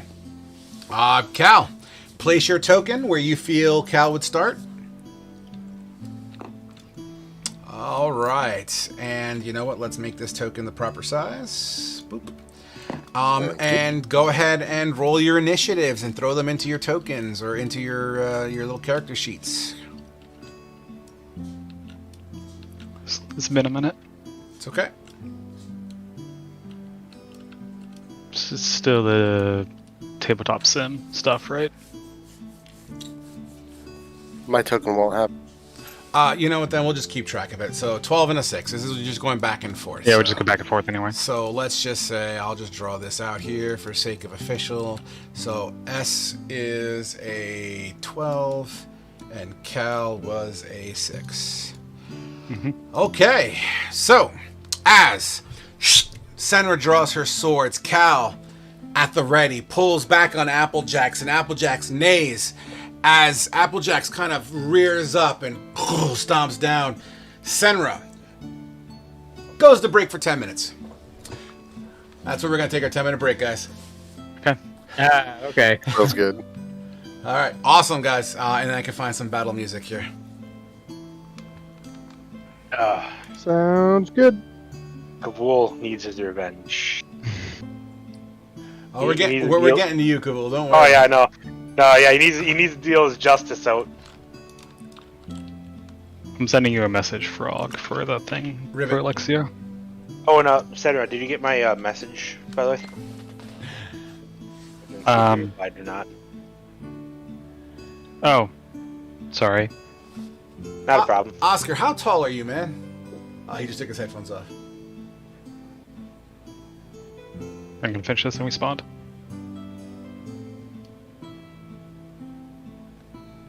It's funny because Oscar, I think, shit, has it been a year already? It's been a year, hasn't it? Since we've done.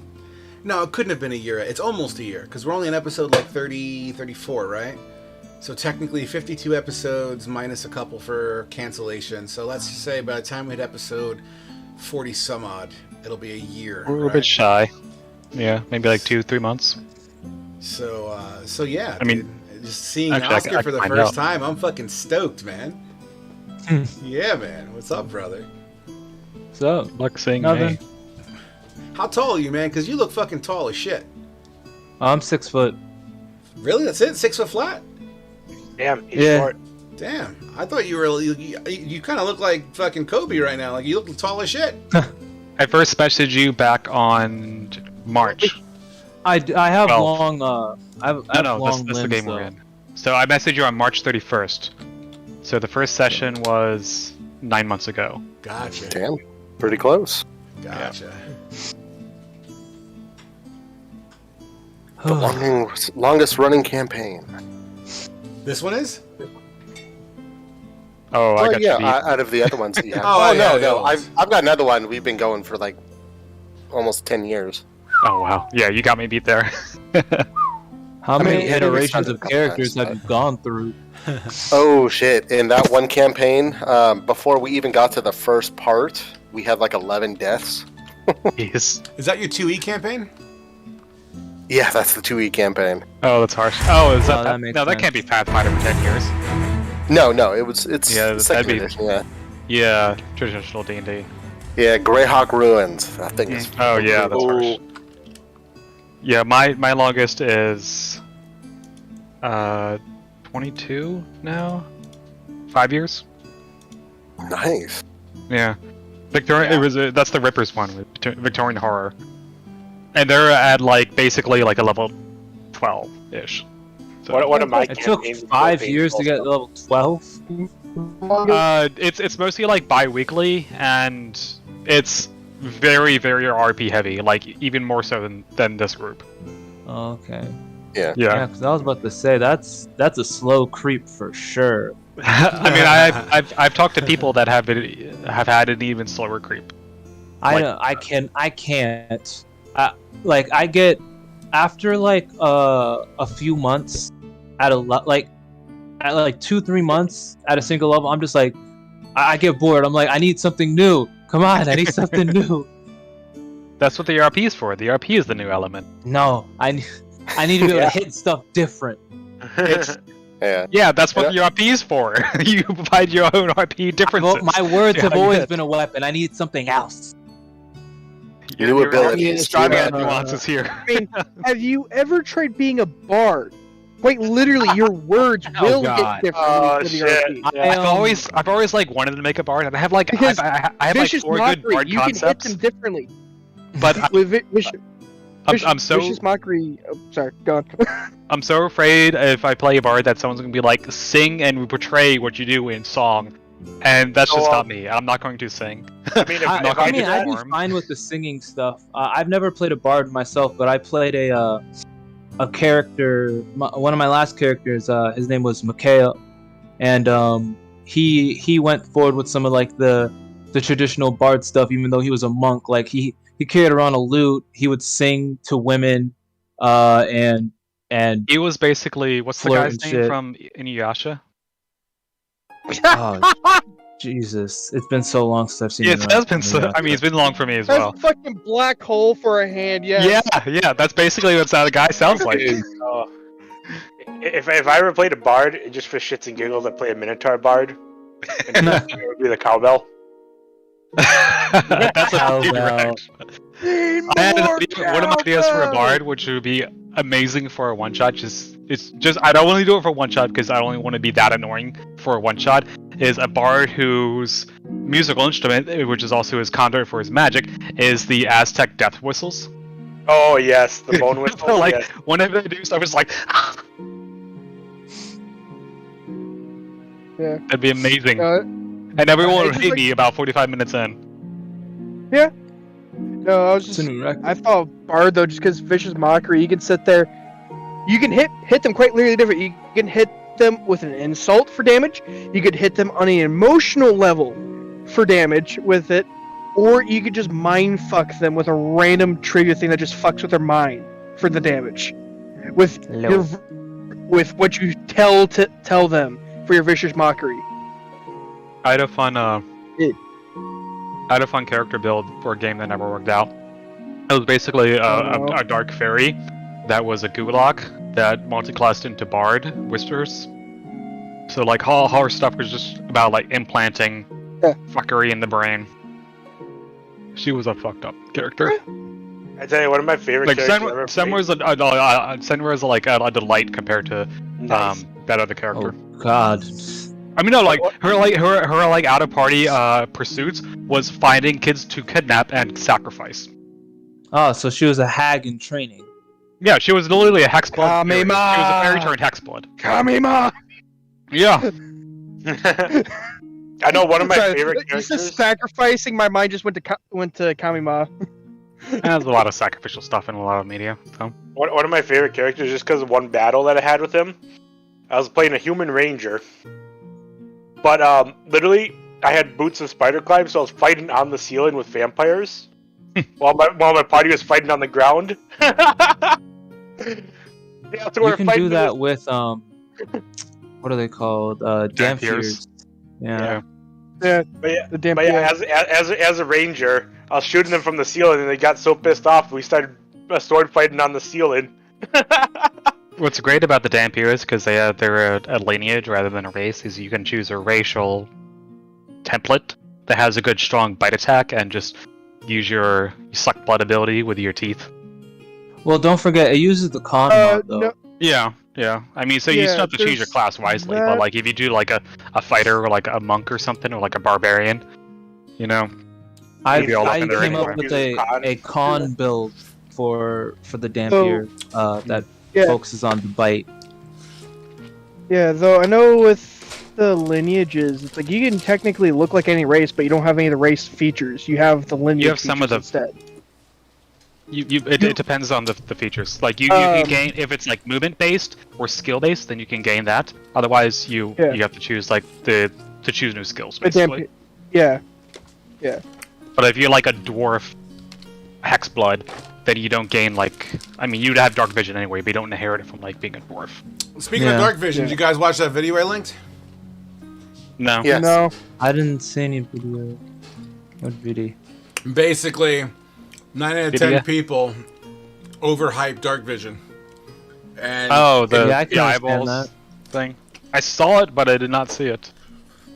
I don't know. I wish they still kind of used the same kind of things that they do in like 3.5, where apparently, there's low light vision and dark vision. well, apparently people think that dark vision is like, hey, it's dark out, so I could still see, right? Or it's dark in the cave, I can still sort of see, like in dim light.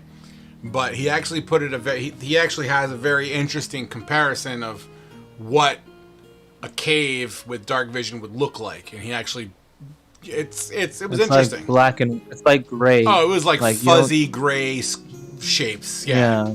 You know, it was nothing more than, oh, there's something moving there, but I can't see a fucking thing. Yeah, it was Yeah. It's interesting. yeah. Oh yeah. No, it's like in reality. Yeah, it's just how Wizards has it rules as written and how it gets interpreted. Everyone goes, oh, it's so broken. Be jealous, I'm eating cherries. Meh. Not a big cherry Who's person. fucking me? Cherries are the bomb, Yeah. diggity. I got If they're cream not puffs. maraschino, I don't give a shit. If If they're I grape, have cream puffs. sure. I'm just happy I could actually eat something. That's Yeah, dark vision is basically like night vision goggles without the green. Yeah. Interesting. So, before we get started here, since we have a minute to burn, I was contacted today about an individual who wants to join one of the tables, which I mentioned that they're all full. And I'm not sure how I feel about 7 people at a table. Cal's only here because he's technically guest starring, right? But I don't know. What are your thoughts I on would 7? say this. That's rough. I've been at tables that had 7 or 8. Don't like it's rough, to say the least. I agree. I'm not too keen on the idea. So, yeah, I've done like the Adventures League stuff, so where like you have the mass groups. As if you have a group that like RP wise all like work with each other and like get along with each other like RP wise and it's fluid, it usually never has an issue there. It usually gets drug out when it comes to combat, and that's only due to but that's like any mass combat basically. That's where things end up getting drawn out and take a while just going through everyone's combat turns. Agreed. RP wise usually isn't too much of an issue, at least in my experience. It just it's I agree somewhat with what you're saying, except for like when the players can't like when more than one player can't decide what they're gonna do. The combat is crazy long. I think a bit of but the- proactiveness would be needed there. You know what I mean? Not the kind Yeah. of person that's Yeah. like, oh, it's my turn. What am I gonna do? You know what I mean? I Yeah. feel Oh, yeah. as if that So should have to been put in- thought of. Yeah. So point of retrospect is in one of like the Adventure Leagues things where it's like, there was a night where there was 10 people that ended up getting put to one table because one of the DMs didn't show up. That's awful. Yeah. So the DM he was willing to work with it. And he ran with it. And he actually did a phenomenal fucking job, for it. But basically, when it came to combat, it just because it was in person, so he just went, all right, we're not going to do initiative wise for you guys. Let's have a group thing or whatnot, and we'll start from my left, go around clockwise. You got when it gets to you, you got 10 seconds to say what you're getting ready to do. Otherwise, you miss you miss combat that turn, goes to the next person. That way, just combat cycled through. He put a timer on how long you could take to get what you wanted. It forced everyone to think off their combat turn to what they're doing on the Gotcha. next go. Apparently, my battle music is not playing. Being concise and direct. Oh shit! There it is. Yeah. You definitely would have to not only essentially do initiative with combat, but you'd have to do initiative or just split up and divvy up time per character for every session. Like you'd have to like whatever scene someone's in, you have to cut them off like after like 5 or so minutes or however long the situation needs. All right. But yeah, We need to carry on, guys. I don't mean to cut you guys. I apologize, but we have a very long-awaited epic duel to go through. So, as we left off, Give me Senra. 15 seconds. Gotta run downstairs. I was making a drink. Okay. I'll hold this pose for 18 seconds. I forgot to get water.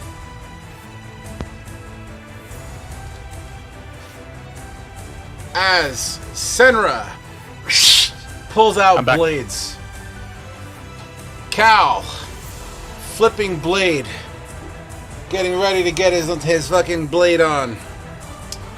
We start off top of the initiative as Senra goes first. And mind you, this is going to be rules as written. Your numbers will Yeah, play fair. out. I will let you roll for this since this is an official duel. Blade to blade. Blade to blade. Take it away, Senra. Bonus action rage. Movement 40 to there, and she's going to like reach into the folds of her armor and like whip out a dagger and throw it at the horse. That seems like the most concern. Absolutely. What's the AC of Applejacks? Is not going to matter because part of my feat for being a cavalier is the attack goes straight to me instead. Fantastic. Okay, so 22 to 6.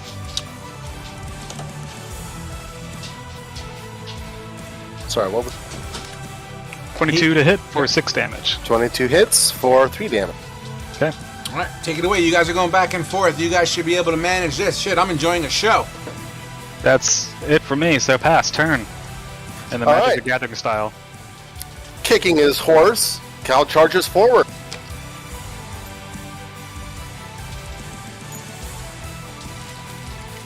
He is going to all-out attack. Okay. There's the First one hit. first 2 attacks. Well, first one is a crit. The second one I is forgot that I have 25. extra attack. That's bad on me.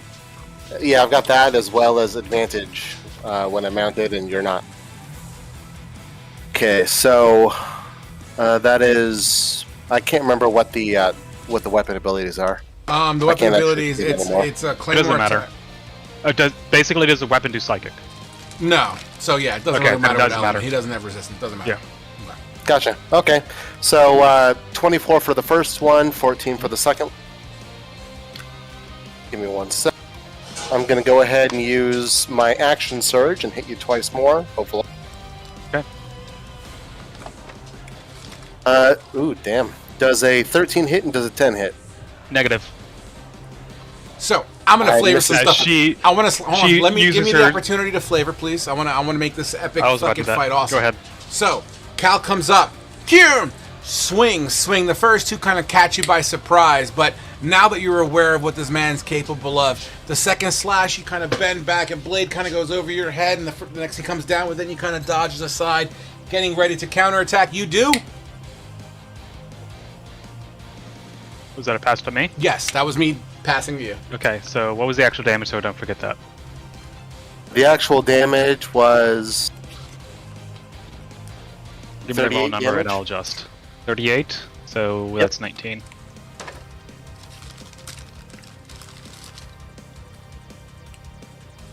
see here. You're going to get a second attack once.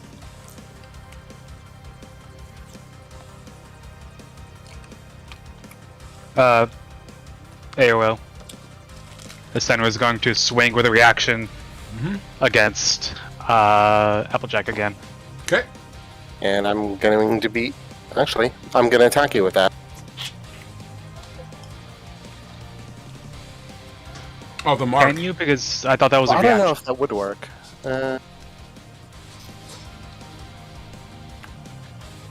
See, you can mention foes, roll me attack, and punish them for harming others. When you hit... Oh, it's when you hit a creature. Never mind. I'm just going to take the damage myself if you hit. Can you take it twice, or is it a reaction to take it? Yeah, it's a reaction to take it. It's But you already did that. No, it's not reaction. No, you had your turn, so you're fine. Okay. Well, it's not just that. It's not reaction. It's give me 1 second. I'll post the bill. Either way, she's doing it, so you can figure that out. For 17, which I don't think hits Cal, but it may hit the horse, so nuance. It doesn't hit either.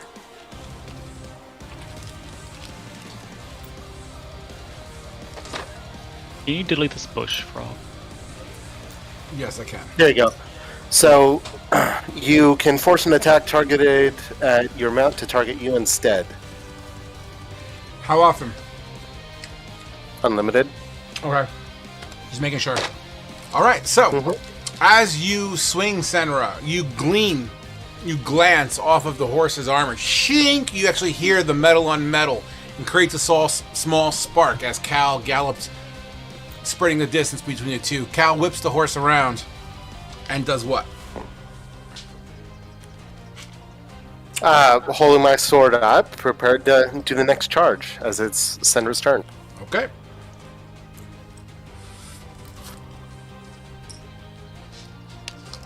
I don't know what's more hilarious. The fact that you can't fight yourself, or that you need a horse and other servants to do your bidding for you, because you become so weak and enfeebled. That's good. She's going to move up 40, bamf, and then tackle him off the horse. Okay. You All right. Start with your initial grapple check. Remind me the nuance.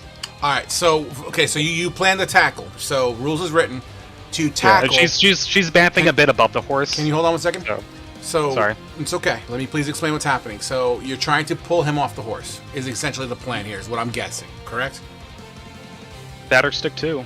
Okay. So what's going to happen is this. Do you have extra attack as well? I do.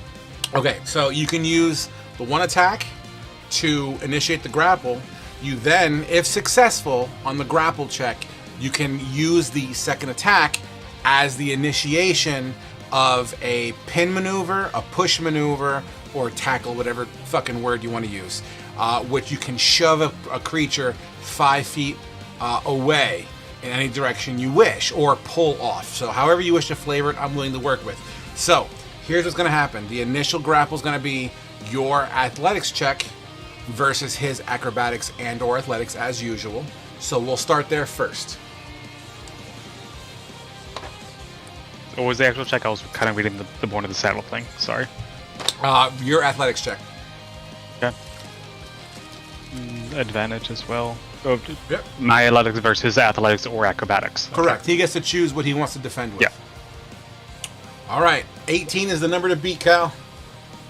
So the question I have is, from Born to the Saddle, I have advantage for being knocked, for falling off my horse. Would that count for this as well, or? You advantage for being falling off your horse It's not and a saving being. throw, though. Can you hold on 1 second, please?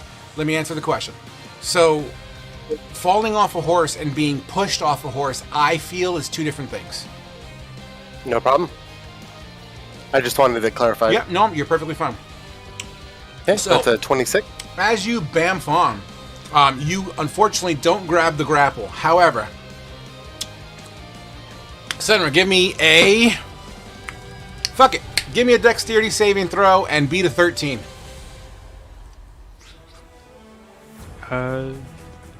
Saving throw is a good advantage still. If it's dexterity, if that's what you get, that's fine. And with a Yeah, for a barbarian skill. Okay, with a 13, even though you bamf, you are on the back of the horse, right behind Cal. You're able to maintain, and you're basically just on the back end of the saddle, mid-combat, as he's still galloping away. If I still have weapons, I'm reaching behind me to where Cal can't defend and attacking the horse's rear. Okay. I mean, AC is AC, but Banking the horse. You know, it's a nuance of position. Okay, that's fine. So, what do you wish to do in full then? I'm basically stabbing. Well, I can't do actually. This is basically my secondary attack. Right. I use my bonus, so with one-handed, I'm attacking the horse's hind leg. And I get that. Unfortunately, like I said, his skill, he's going to be the one absorbing the damage anyway, based on his class.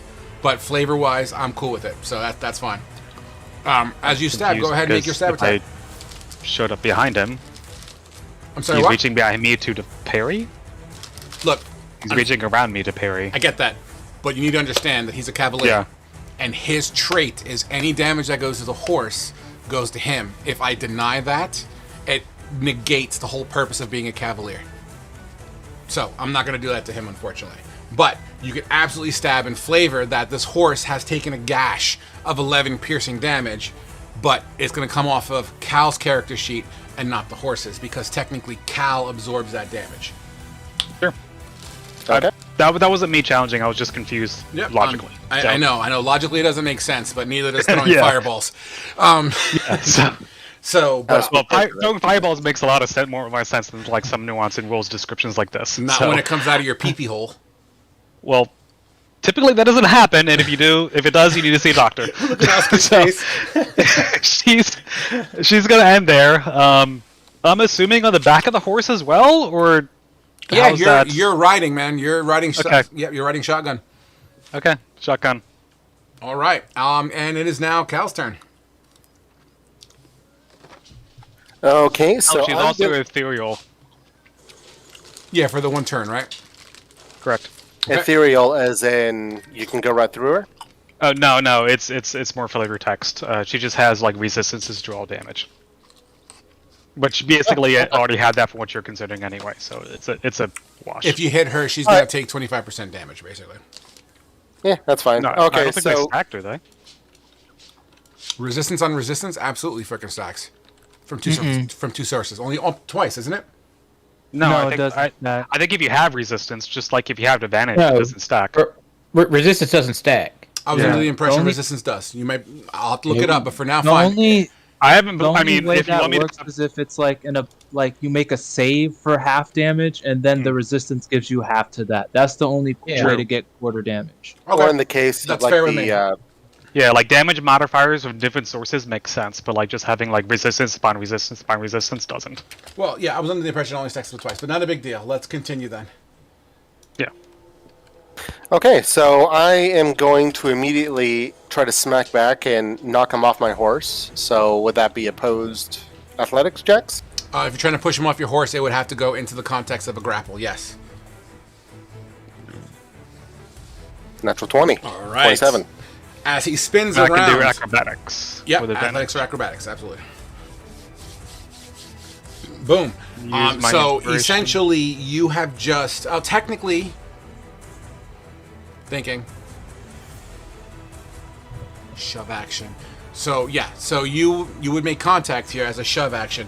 I'm trying to remember if the shove.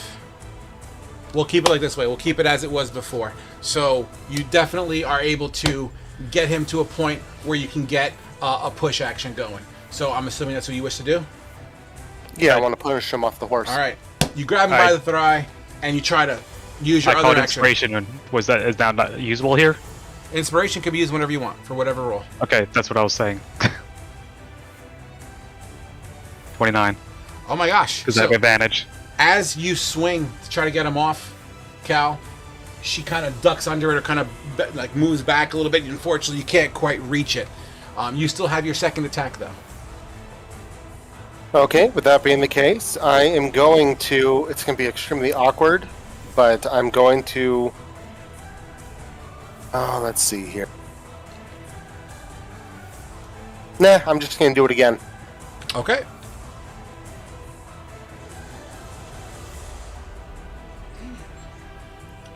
Do you have advantage on that, Cal, or no? I don't think I would for this. Okay, so 13.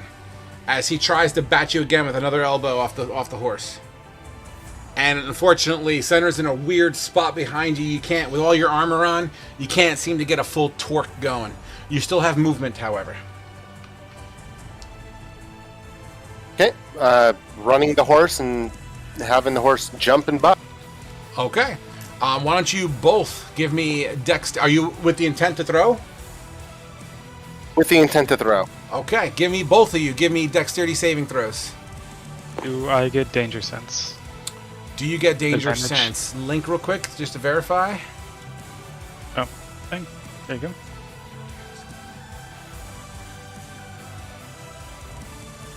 Yeah. Yeah. 100% Get it. So it's 23 for me. This fucking horse is bucking. Both of you guys are holding on for dear fucking life on the back of Applejack. Holy This shit. is some perverted rodeo. Incredible. Everyone that's watching, Fate, Alexia, Kuza, Kavul, and the crowd. Oh my god! Oh my god! Holy shit! Go, go, go! You hear people cheering and fucking Oscar from the distance. You could hear people cheering from a distance as it kind of creeps through the open window in Edgar's pottery. Moving forward, that was Cal's turn. Senra, you're up. The old 1, 2, 3 as she brings both weapons down in a series of stabs against Cal. Make it happen. Just raging at this point. Yeah, that's gonna miss. That hits.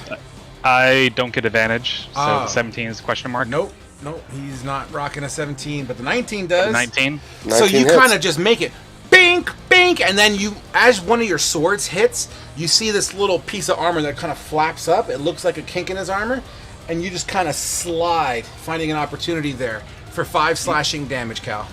2. Or Okay. 2, whatever. Yeah, do the math. That's all good. So, let me see here. Well, hold on. Senra still has movement, possibly. I was going to go off of that. Do you want to use any movement, part of Senra, that- or no? I'm debating. I don't think I want to, though. You gain the following. You have advantage on melee attacks rolled against any unmounted creature that is smaller than you. You can force an attack targeted at your mount targeted you. Okay. Dexterity saving throw to take only half damage. Okay. So, I'm not understanding why you linked that, Cal. Weird. I clicked the wrong one. I'm kind of pausing for whatever There we this go. fusion is. Similarly, you learn to find strike directly on your mount or the creature. If you or a creature see within 5 feet is hit by an attack, you can roll a d8 as a reaction. If you're wielding a melee weapon or a shield, roll a die and add that number rolled to the target's AC against that attack. The target still hits. The target is. I mean, that's a maneuver. How many uses of it? You gain all extended uses after. Yeah. Oh, he's 7th level now. Okay. Okay, so that attack misses. Okay. So you find the chink in the armor, and as you go to slice into it, Cal kind of rotates its body, and the blade glances off of his back. Okay. Okay. So, my turn now? It appears that way. Unless Senra's using movement. Well, no, but it's good to know we're not on even levels. Okay. Go ahead. Okay, so I'm going to attempt to actually attack him with the sword. I'm still behind you, so. Yeah, I understand that. Yeah, but Okay. it is what it is. It's combat. Yeah. Yeah. Okay. So with Negative, this, negative. 12 and a 10, so both of them miss. As you clearly, she has the advantage of your blinding, attacking, swinging behind you, or trying to get her off. She's really tight up against you, using that mobility she has to her advantage. The horse, I'm still just letting the horse go nuts. Okay, dexterity saving throws, both of you. At advantage, technically. As the horse tries to buck you, oh! The horse bucks once, up, and then kind of bucks quickly. Senra, roll me a D100, please. Sure. Where the hell did my compass go? There we go. And we'll just do this and say that's north because whatever, it doesn't really matter. At 57, we're going to put you... You get knocked off the horse. You don't take any damage. But you fall 5 feet away. Oh, yeah, 5 feet here. Nah, 5 feet away from the horse as you get bucked. But you kind of do that spin and you kind of catch yourself in the process. But you're no longer... Three-point landing. Yeah, but you're no longer attached to the horse. Okay. That's the end of my turn. I I believe can't do it's anything Senra's turn. We're going to pause that for a second as this crazy combat's going on. Kavul! Yep. You hear a voice. Recognizable to you. Because of a scream. A scream and a cheer. Doesn't sound that different from the scream you heard when you bit a fool. As you pinpoint its location, just behind the gate, there's a tower. A guard tower. In it, a soldier with an arm in a sling, cheering for the fight that's happening. I'll just point up to him and yell at him. I challenge you. As you... Why don't you roll me performance check, please? Oh boy.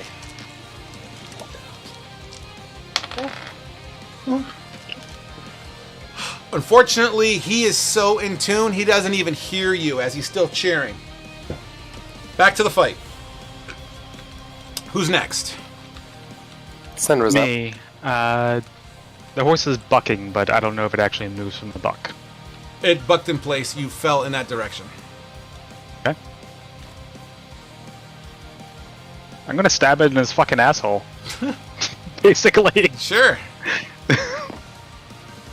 Sandra just goes for the flank and just goes like one cheek to the next and like just...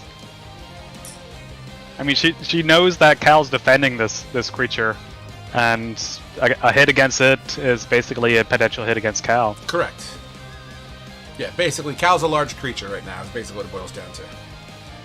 So 27, 17, and 21. 27 absolutely slides in. The 17... 21's not going to do anything. The 17 glances across the armor as the 21 also, I believe, slides in. As It's not going to meet the resistance. What was that? I don't know. I don't know what was being said there. So Cal, what's the damage? You get report? -3 for damage taken because your armor feat, so it's not going to meet it because it's a 2. So it doesn't matter. With that, I tried to block the first attack and it still hits. The 27 absolutely hits. The 17's gonna miss. Is the 21 hitting? That's what I'm asking. Yeah, it'll still hit. Yeah, that's what I thought. Yeah, but your damage reduction, so... Well, he's still gonna take at least 1 damage. Yeah, it's a minimum of 1. Okay. Alright, so 7 damage in total. Alright. Is the first one also resisted, Turkish? No, the first one... Oh, yeah, sorry. The first one is resisted. All damage Alright, is. so 4 damage total? Mm-hmm. Alright, Cal, you're up. 1 sec. Cal is going to just reach down and just attempt to smack him twice. Get it. I assume pivoting horse. Yes, 25 will hit, and the 17 will as well. Nice. All right. So that's the 27. So that's going to be 15 damage for the first one, and then 10, 20, well, 33 damage for the second one. So 33, 43. So 48 damage total. Okay.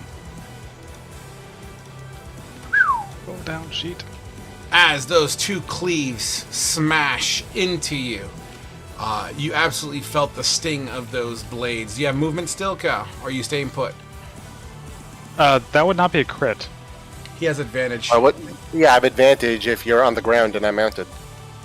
As long as you're smaller than my mount. Cavalier. Okay. Isn't a horse medium? Is that No, what horse is large. horse is a large creature. Oh, okay. However, gets an attack of opportunity. Yep. Yep. For the Give me a mount. second.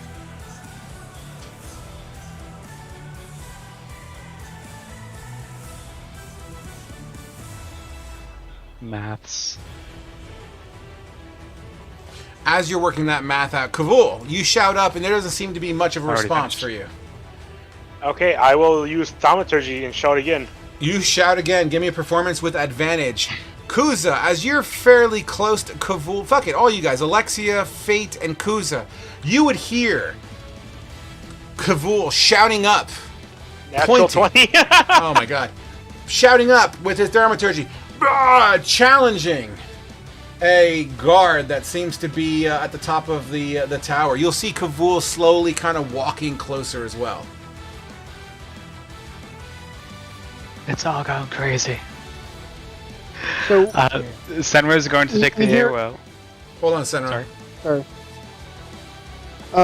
so we hear him challenging another guard again. Yeah, it's actually, as you look up, you were there when it, well, actually, you weren't there when the party started, but you do recognize this individual as the one that Kavul had bit the day previous. Oh dear God. Okay. Yeah, no, I'm just going to.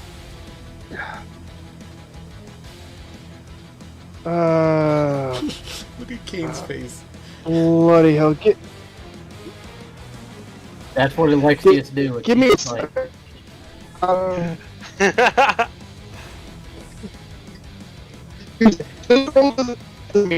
No, he went back underwater. Otter even. Kuza can't hear you, but in the meantime, Fate, you hear Kavul, while we got Kuza back here, you hear Kavul shouting up at the guard. Fate looks over and he figures out what's going to happen, and he just starts to facepalm, looking at the ground, going like, "How is this happening?" Shit. Can you hear me? No? Can hear you now. Sure, what were you going to say? Okay, sorry. No, I was trying to figure out what I was doing. Yeah, I guess Kuza's going to go over to check, see what the hell's going on with Kavul. You said Kavul's going to check, you were going to, I'm sorry, I lost you a little bit there. Kuza's going to go. Kuza's going to go check to see what the hell's going on with Kavul. Yeah, you absolutely see Kavul pointing up at a dude in the tower that you recognize as the one that he bit. And you clearly hear him say, "I challenge you!"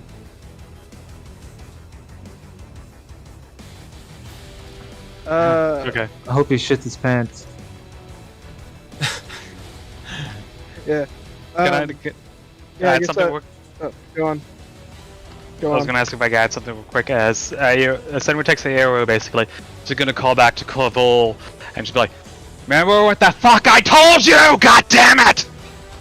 And then turn While back to the she's fight. raging. Yes. Fucking vein pops out of her forehead. Alexia, And we'll get back to the arrow in a second. Alexia, do you wish to contribute to Kavul or no? No, Okay. her whole thing is she is just painting her nose. She is standing there like this, like, I can't believe this is fucking happening again. The guard at the top would look down as he definitely heard the thaumaturgy and kind of perplexed points to himself. Like, me? Will just gives a wide grin, just still pointing at him. The guard continues to just kind of like, whatever, I'm watching a fight, and ignoring you. Speaking of fight, back to the fight! Who's next? We were like still breaking for the Senra's not arrow. So, yeah. she's going to take that. I wish I had Sentinel. Miss. As it clanks off. It grazes. Is this the floating one? No, I haven't used that yet in that way. Okay. Did you? Okay, that's why you moved. Did you move or? I have not moved. Well, no, I couldn't do it. It was an AoE. It's technically the end of Cal's turn. Oh, this is an attack of opportunity. My bad. Okay, Yes, so now it's your yes. turn officially. Yes. Okay, Yes. go ahead.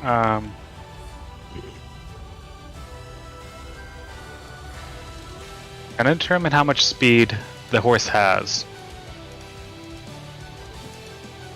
given everything that's happened?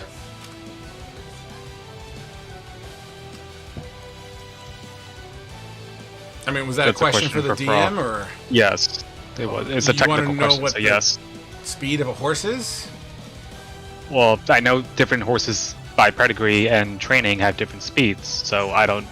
Trying to determine how fast this one can get away. I mean, it's kind of a random, weird question here, but I mean, I guess if you're looking at character sheets, 60 looking to at my 120 character if you're sheet. looking at that. so I guess 60 feet. That's kind of an interesting question.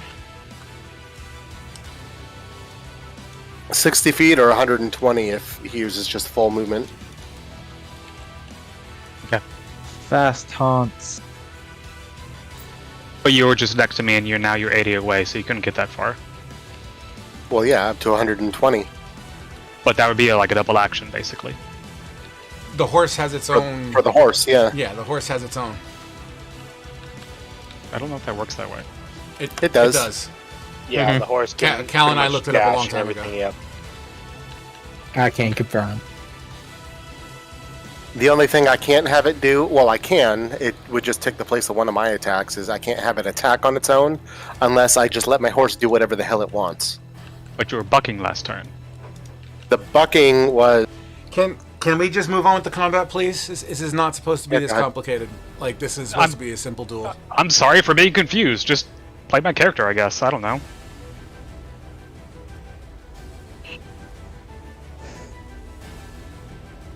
So what are you gonna do, Senra? I mean, I just feel like I'm being berated for like asking questions because I'm confused, so I'm just going You're to. not. We just confirmed that the horse has its No, own I movement. literally just said I'm confused. So if you're gonna tell me I'm not confused, then you're literally telling me I'm lying. I'm just gonna run up and throw a fucking dagger. Whatever. Okay. Go ahead and roll your damage.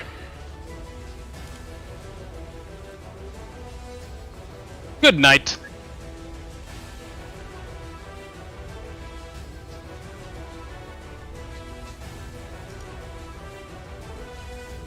Did you roll? Because I didn't see it yet.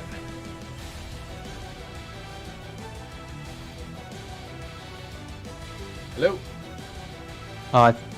Did they leave? He left. Okay, so as Senra misses the dagger, Cal, go ahead and your turn. Okay, Cal's gonna do the same thing. He's gonna kick and charge. All right, as you charge right in, how do you end combat? How do you finish Senra off? I am going to just charge in and, with my full strength, I'm going to tackle him, jumping off the horse for extra speed, and go right for the head. All right, you do so, and as you smack Senra in the head with the blunt side, as agreed upon, she gets knocked out cold. Combat is now over. As the crowd cheers, from such an epic battle, how do you wish to? What do you wish to say, Cal? I am actually just going to call for the healer to come over, and I'm going to say it was a good fight. Before heading to everybody else, and give a speech of practice. Well, I guess, yeah, just practice and show fortitude, and you will be stronger. She looks up at you, very much disgruntled and angry. her eyes kind of flutter behind her. Her eyes kind of flutter behind her eyelids. And as she twists up and stands up, she looks at you for just a moment. And then walks off very briskly into the high grass. That's that. Fate, you see the crowd begin to cheer and scream as they start handing out dividends of the bet. For those who bet on Cal, double your pool of money that you bet. For those who bet against Cal, feel free to subtract the 10 gold that you bet.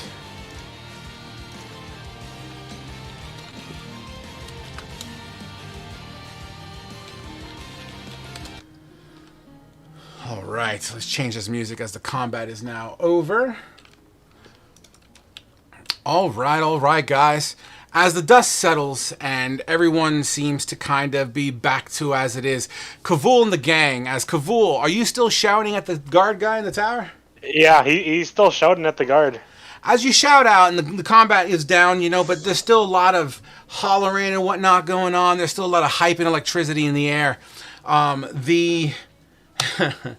The guard himself, he appears as if he's intentionally trying to ignore you, regardless of what you're doing or the attention that you're kind of trying to get from him. What does Kavul wish to do in this situation? Then he'll just shout up, "So you're a coward, just like all the rest of your friends." Naturally, Kuza, Fate, and Alexia, you are very much in the presence of this. What do you wish to say?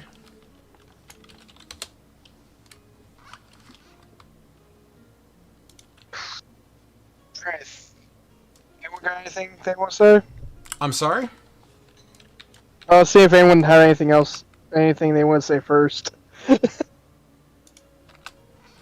Fate is still face palming, just mumbling to himself about how is this happening. Yeah. Yeah, Fate and Alexia are kind of in the same boat. It's like, this doesn't need to be happening. We have worse things to worry about than this. Yeah, and then Kavul just keep shouting, and then goes into deeper, like, "So you need 8 other friends to back you up in order to fight me."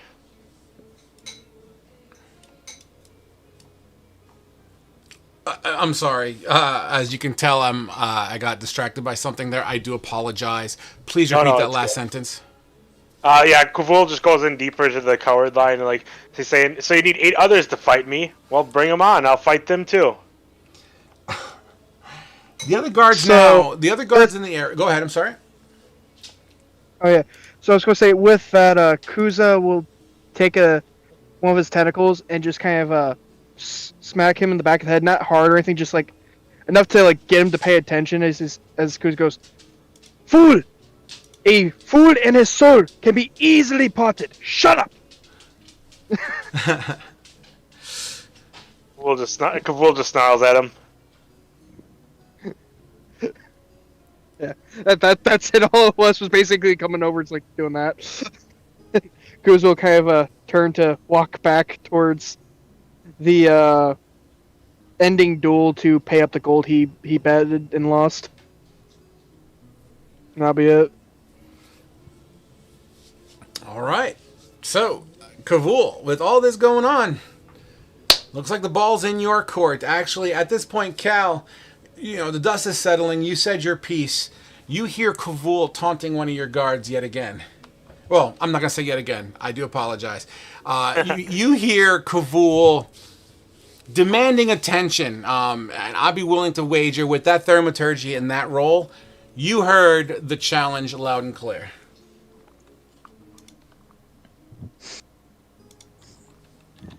Because I've already saved their lives, I'm not going to let this one go unanswered. Instead, I'm going to ride up, and I'm going to try to nip Kavul off with it by saying, "All right, Kavul, let's go and get you some new gear." I snarl at him. "I don't want gear. I want a fair fight with him." And I point up to the guy in the tower again. He is not in a fighting shape at the moment, nor does he need to respond to a duel. If you wish to fight him, you will fight me instead. That would not be justice to fight you. But I am his commander. Anything be his done to my commander, men but is done against me. He's the one that struck me. It is him who I have a fight with, not you.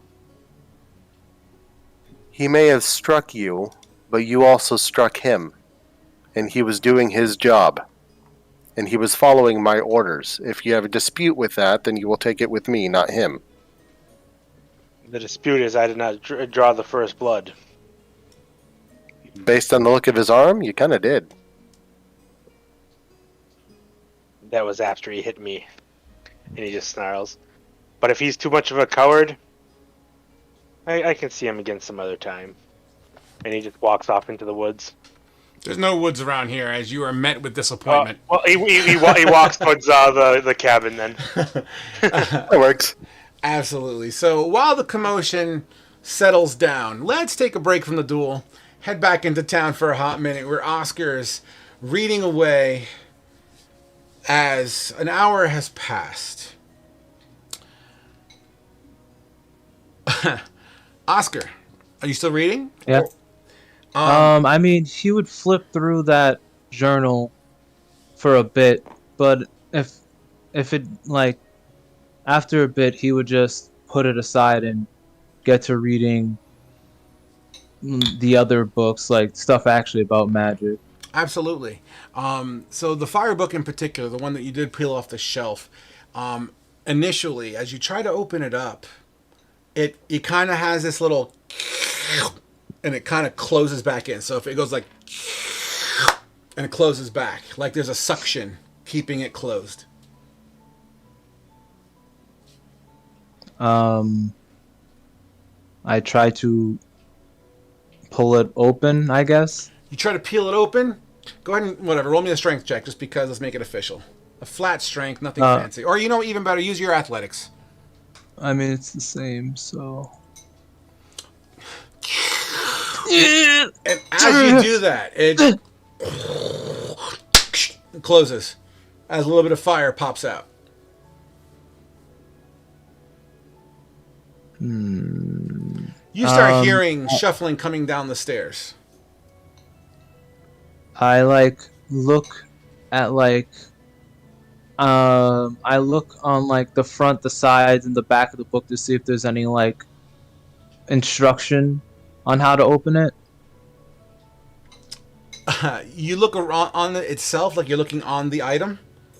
Yeah, I'm looking oh, maybe there's an instruction thing on the back of it. There doesn't seem to be any kind of indentations that you're aware of, or what you can tell. There does seem to be more wear and tear on the middle pages area. It seems like there's been a lot of play on that area as you kind of look at the book, but nothing that would really trigger anything in that regard. Oh, you found one of my books. It doesn't like me. Because you're doing it wrong. There was no instructions. Edgar comes up to you and he reaches out for the book. I hand him back his book. You see him place his hand on the book. And he closes his eyes and you see him mumbling to himself. Words that are not legible. You can't really hear it that well, but he kind of and then he opens the book and goes, poof. A little bit of smoke pops up and the book opens. So you wish to learn about the plane of fire? I just try to learn every bit I can to do better. This book, if you find yourself in a hot, sticky scenario, might save your life. However, the spells contained in this book are quite advanced. I'm not sure you're ready for such a bargain.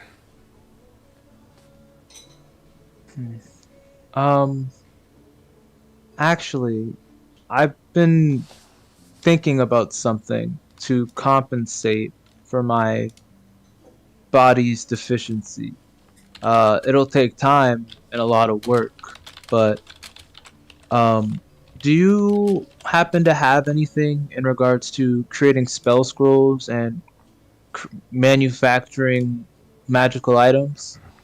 Well, I do have a fundamental knowledge. That's how I got this done for you. As he produces this knapsack. It's not this huge knapsack. It's about yay big, maybe like a little smaller than a book bag. And this should protect against the common element of fire. But I'm not sure for how long. I fear that if it's subject to fire over exposed and extended periods of time, the resistances will fade. But for now, this might suit your desire. Oh, thank you. And Oscar like reaches in his backpack and grabs like part of his like blanket type thing for like sleeping and like puts it in that, and then like, Cinder, see if you like it, and like he opens it up and hopefully she hops in the sack. You know what? It's been a while since I had you roll an animal handling. Why don't you give me one with advantage? All right. 24, not 20. Nice. This creature absolutely dives in, and the second that she kind of spins around 4 times in a circle, and then slowly kind of lays down like a dog would, and then you hear, and then silence, and then you feel hungry. Yeah. That's par for the course. I did share that bread with her, by the way. Absolutely. Like, but that probably didn't matter. But yeah, I'll just. Well, she seems to like it. But yeah, I have a lot of spell scrolls currently, and essentially I've been using them to compensate. So I was looking to try to find a way to create more spell scrolls, and to be able to copy spell scrolls or make it so that I don't like blow through them as quickly. I'll Would make you a happen to deal know with anything? you if you wish. I will teach you what you need to know as far as fundamentals go. But you must do something for me. Okay. You need to open your mind for more perspectives than just your own.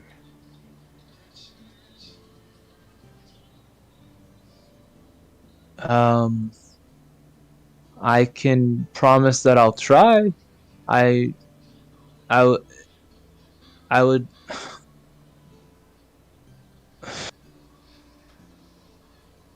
It will take time, but I promise that I will try.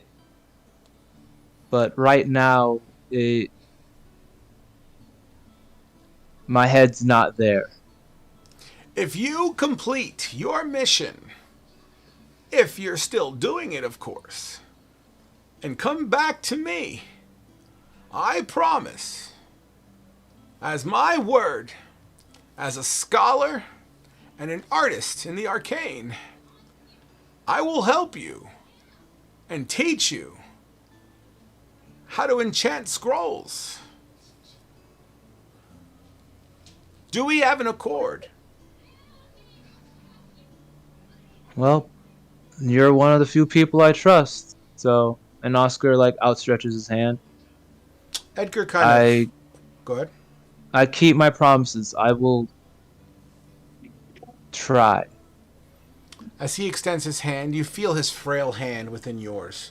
You know, he's a very old man. You know, he's a human pushing like 67 or so. That's old for this time. You know, his limbs and his hands seem sort of burnt too. Like it's the first time you actually acknowledge his hand, or at least see his hand. You can see some scarring from what looks to be burns and things like that. But you know, you shake his hand. Good. I think there's still some hope in you yet, lad. Let's hope so. Well, thank you so much, Mr. Edgar. Were you also able to find a robe? Oh, yes, how silly of me. And he kind of goes around the corner where that trap door was, and you hear a scuffling, and then he kind of tosses you this robe. It's actually a nice robe. It's not bad. It's like a brown-red color, like a maroon, but it's thick enough. It looks like it kind of doubles for some sort of, not necessarily winterization, but it should keep out a decent chunk of cold in the event that you get cold. Ah, well, I'll be sure to bundle up in the fire forest. Um, but Oscar like puts it over his Actually, no, he wouldn't trust to do that. He like folds it up and puts it in his backpack. And I have one last person to see before I go. Thank you. And when I if slash when I come back, let me know if you know where I can find like a bag of holding or some pearls. I've been looking everywhere. And Oscar Unfortunately, I begins don't to know if walk I could out. help you with that.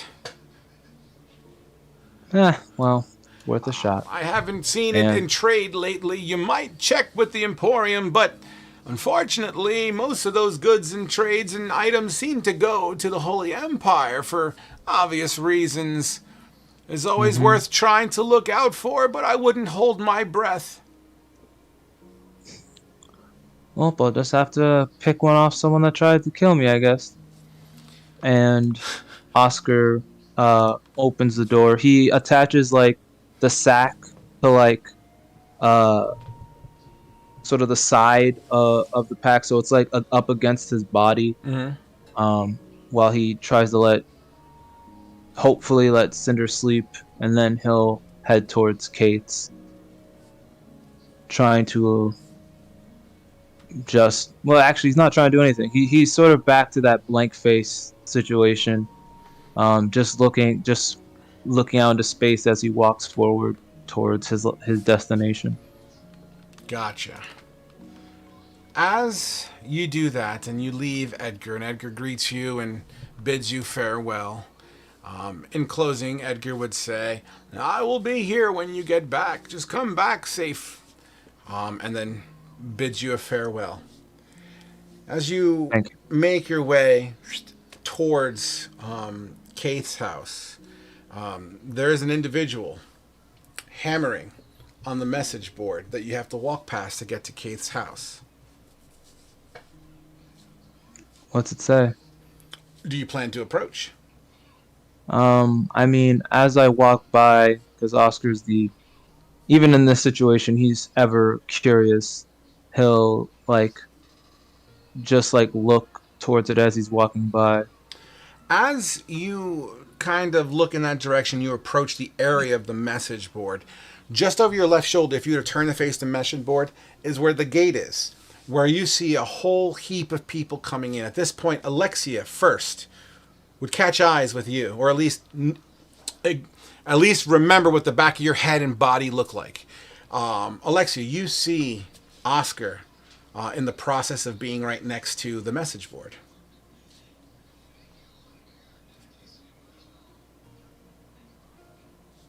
Do you wish to approach? Can't hear you. Sorry. Judging by our last conversation, do I want that? Would she approach him? You would also see the individual hammering onto the message board as well, while the hustle and bustle of this duel that just ended.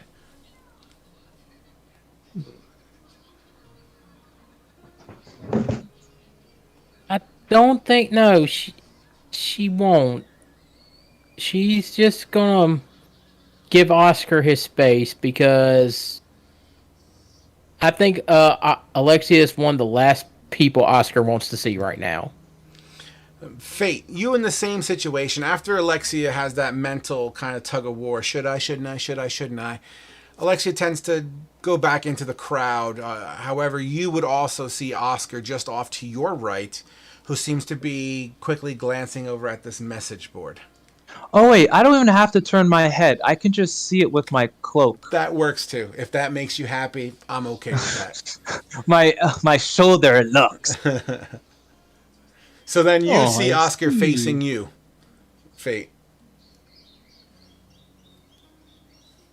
I'm gonna say, ask her how the potion making going so far. Oscar like turns his sight slightly like clearer towards Fate, and he just keeps walking. He doesn't say anything. His expression doesn't change. He just keeps walking. Do you blow by Kuza as well? He's just walking. He has a destination in mind and he's going there. Kuza, as you see Oscar kind of walking away in a direction that's unbeknownst to you, you can't help but notice this individual hammering onto the message board. I guess, yeah, I'll go over towards the messaging board. You know, there's a lot of pamphlets on this board, many of which are very much pro Holy Empire. You know, recruiting now kind of stuff and slogans, a couple of missing posters. But the one individual that's hammering this pamphlet, it's a newer parchment. The individual that's hammering, it's like a short human, but seems to be kind of older in nature. And even when he's like hammering, it's kind of shaky as he's trying to get the nails in. He misses the message board every once in a while. And kind of bangs into like other posters and advertisements that are on there. The poster that he's hammering in there, you see clearly. You know how to read, right? You're literate, right? Just say it. Please. Well, no, I'm trying to think here because of yes, but it would be like broken reading. Okay. Because he's got his intelligence is an 8, so he's already stupid from that. But also like his upbringing, like he never went to like school or anything. He was basically raised on the docks and on a ship. Okay. So he is not anywhere near the brightest and would probably struggle to read Well, comics, the good news is, let alone other languages. well, the good news is that being on the sea, you're no stranger to a wanted poster. As you would absolutely Okay. pick up the words "wanted."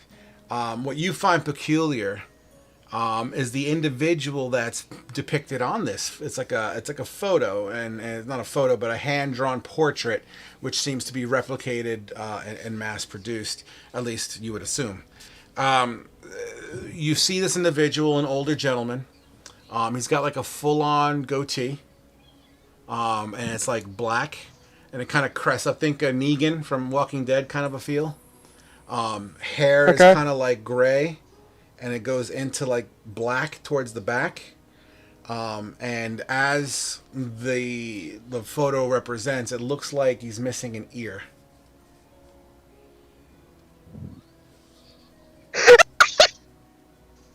Sorry, Oh, you put up the photo? Oh no. Sure.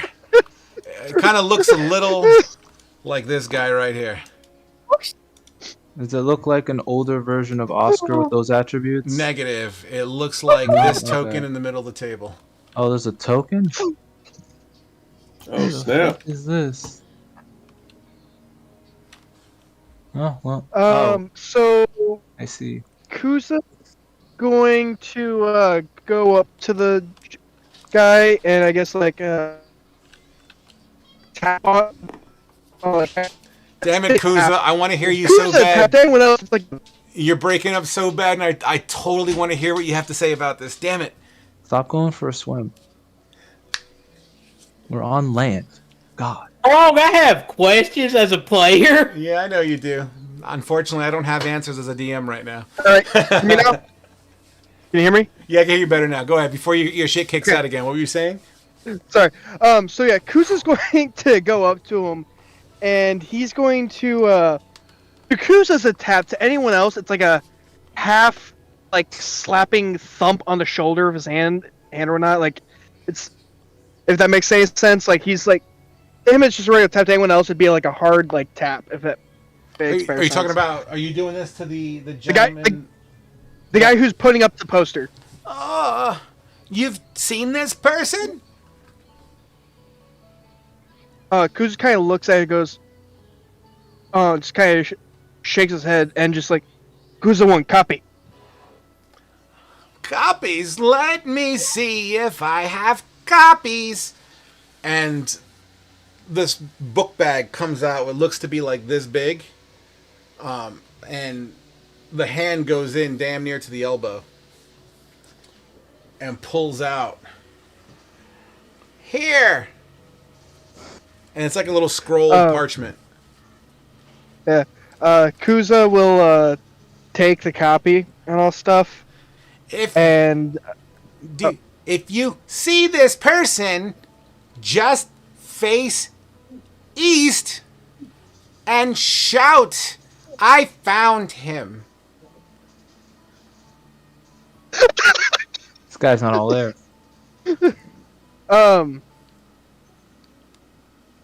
Kuza's going kind of look at this person and kind of weirdly and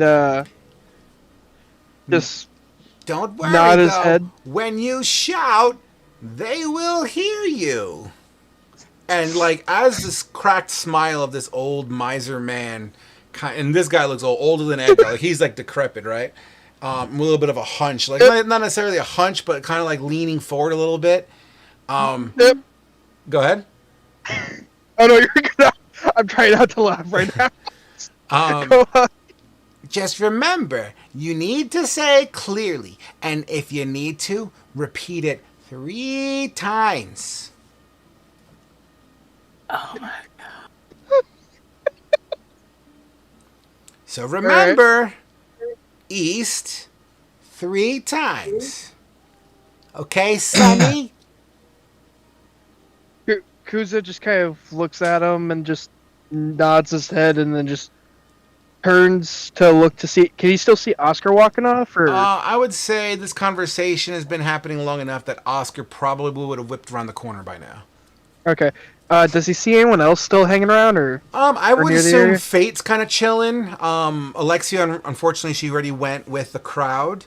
Kavul, we're getting to because there's stuff in store for Kavul yet. So Kavul is, I'm gonna say Kavul's still at the front gate for now. Okay. I guess he'd go over towards Fate then. Okay. And as you walk around, you kind of just look back towards the message board. And you notice the old man's gone. There's a ghost. He'll stop for a second and just kind of like look a little bit more before shrugging his shoulders. He turns back around to continue back towards Fate. You get up to Fate. As Fate's kind of just doing Fate stuff, you know, hanging out, just, you know, very blasé about everything that's going on.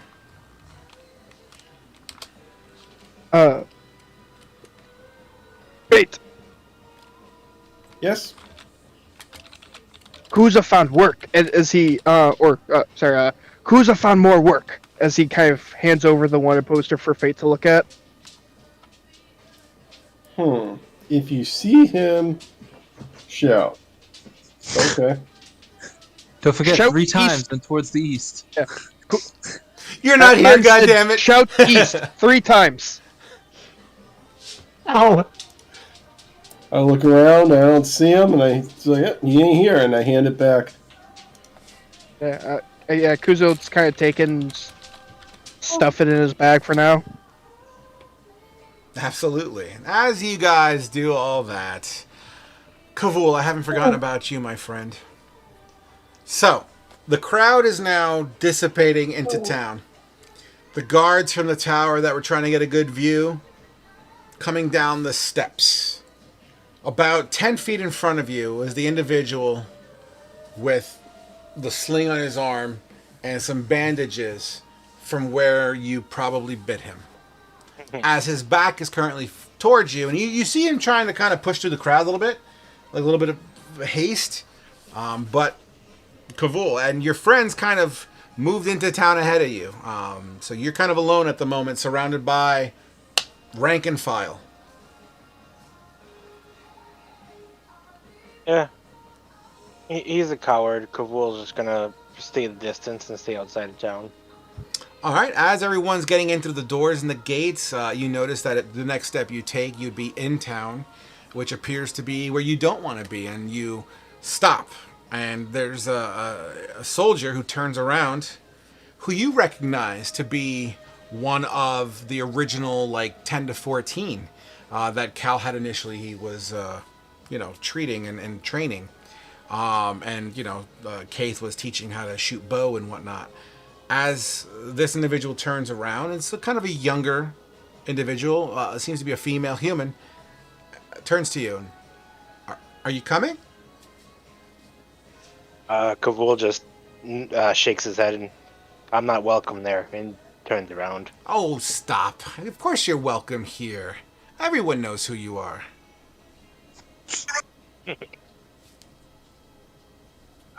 Kavul just a little bit confused, but Well, I'll tell you what. Stay by me. I promise no one's gonna fuck with you. Come on. Kavul just not saying anything. And She just, puts her hand down. Come on. Stop. I'm not taking no for an answer. Come on. We'll walk with her. Do you grab her hand? Yeah. As she grabs your hand, you feel her gauntlet. You know, she's wearing military grade gloves, like a chain glove. She squeezes down on your hand and she kind of leads you. You're kind of resistant, right? You're kind of like slower walking, like you don't feel right. Yeah. But she's literally guiding you and pulling you. A couple of the guards, as they kind of look over in your direction, you get the feeling as if they're going to make a comment. But this individual woman, she would turn her head and kind of look at these other guards, and they shut right up as she's pulling you around. So, Kavul, what have you seen? What do you want to go, huh? You hungry? You thirsty? What do you need? Oh no. Don't know much about towns yet. Well, I'll tell you what. How do you feel about fresh fish? Fish is good. You like fish? Do you like fishing? Do you know how to? You just dive in, right? No. Let me show you how we do it here in town. Are you interested? Kavul just nod, just still kind of confused and going with it. Come. I just got off duty. I'm good until tonight. I have an overnight guard detail watch, but in my off time, I kind of like to fish during these times. The tarpon tend to really bite here this time of day. The mosquitoes are in breed right now, and it really gets the fish going. Come here, let me show you how to cast a pole out and get you how to really fish for some real good food. And she pulls you. Reluctantly, like a child getting pulled to his bedroom. You just, no, I don't want to go, but you inadvertently kind of lean into it, and you head off down the hill towards the beach area, because that's exactly where the fuck you want to be right now. But as you head off to the beach area, Alexia. Yes. The crowd seems to be going towards the cathedral area, as you would expect. You're about halfway through the crowd. You got half the crowd in front, half the crowd behind, and it's just this stream of people, like one flow of traffic. At this point in time, it's like 10:30, maybe even close to 11 in the morning, as far as your time of day goes. And then the day is gorgeous. You got the gulls gulling. You got partly cloudy. The breeze is kind of whipping here, but it's nice as the breeze kind of really gives you a sense of just freshness. The electricity in the air. Things, at least for the moment, feel good. The road is yours. What do you wish to do?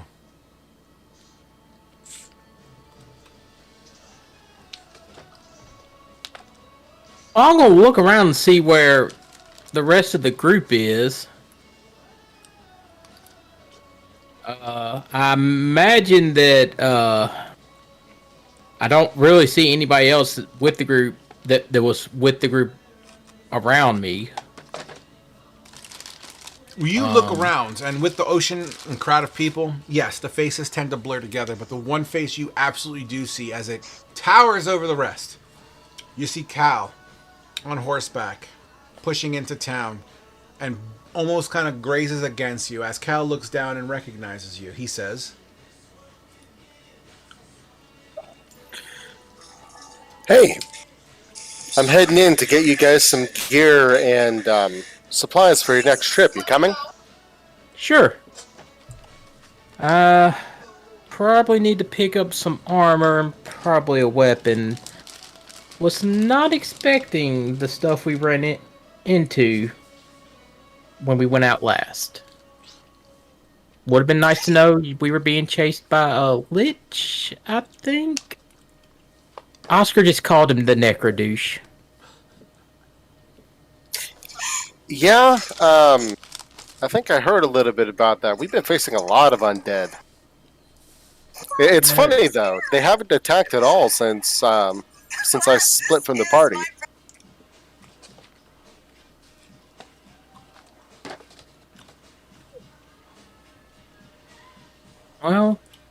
Well, they haven't attacked you. They attacked us. And I know Mirador was under siege when we left, but the Empire showed up, and they'll probably have the siege broken soon if they haven't already.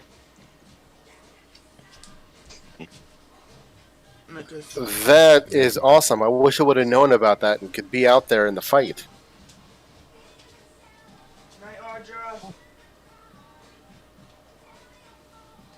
Well, Sabari was there, so pretty sure they could use you more here than out there. Unfortunately. But it is what it is. I'll do my duty regardless. We all have our duties. Speaking of that, do you know where everybody else is at? no sooner than you say that, you see Fate bringing up the tail end as he comes in from behind you. You swore you saw Kavul jetting down to the water. And Kuza would be in tow with Fate as well. Oh, nice to see y'all two finally catch up. She says as Fate and Kuza approach. Thank you. Kuza will nod and mentions that Kuza also found more work. More work? What work did you find? He will reach into his bag, pulling said wanted poster out and offering it to Alexia to look at. More work while we travel. She grabs the poster and looks at it.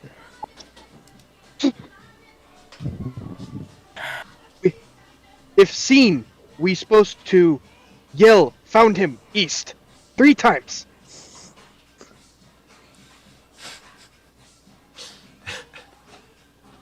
Is there a price on the poster? Like it's like wanted individual. It's like what else on there besides an image? That's a very good question. Let's 3 million baddies. let's chalk that under oversight. 1 second. Look, you expect the barbarian did look at the price tag, which is to be assumed. Yeah, and as soon as I find my percentage die, we'll find Dreaming. out. You see a random 402 gold reward to start. Okay. Does it say? It just says reward 402 gold if seen face east and shout. Correct.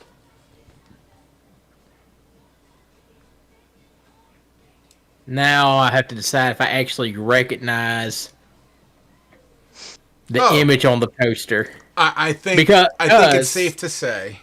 You know what? I'll let you RP that yourself.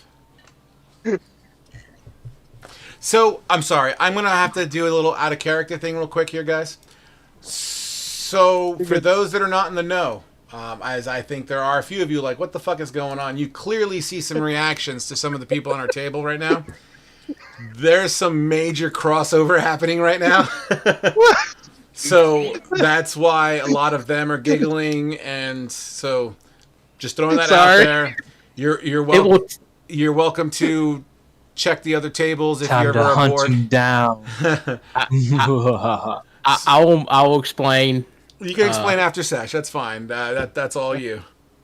She will. It takes her a minute to recognize it because when she last saw this person, he didn't have a beard. He definitely had both his ears. Mm-hmm. And there was a little more black in his hair than there is now. Yes, but his eyes are never changing. Exactly. And she just under her breath, just very quietly, she says the name Abel. And she, for a second, she looks. It's like she's staring off in the distance. Then she just kind of folds it up and puts it in a pocket or something. She holds on to it. Well, if well, we'll just have to be on the lookout. It didn't say where he was. It just feels off.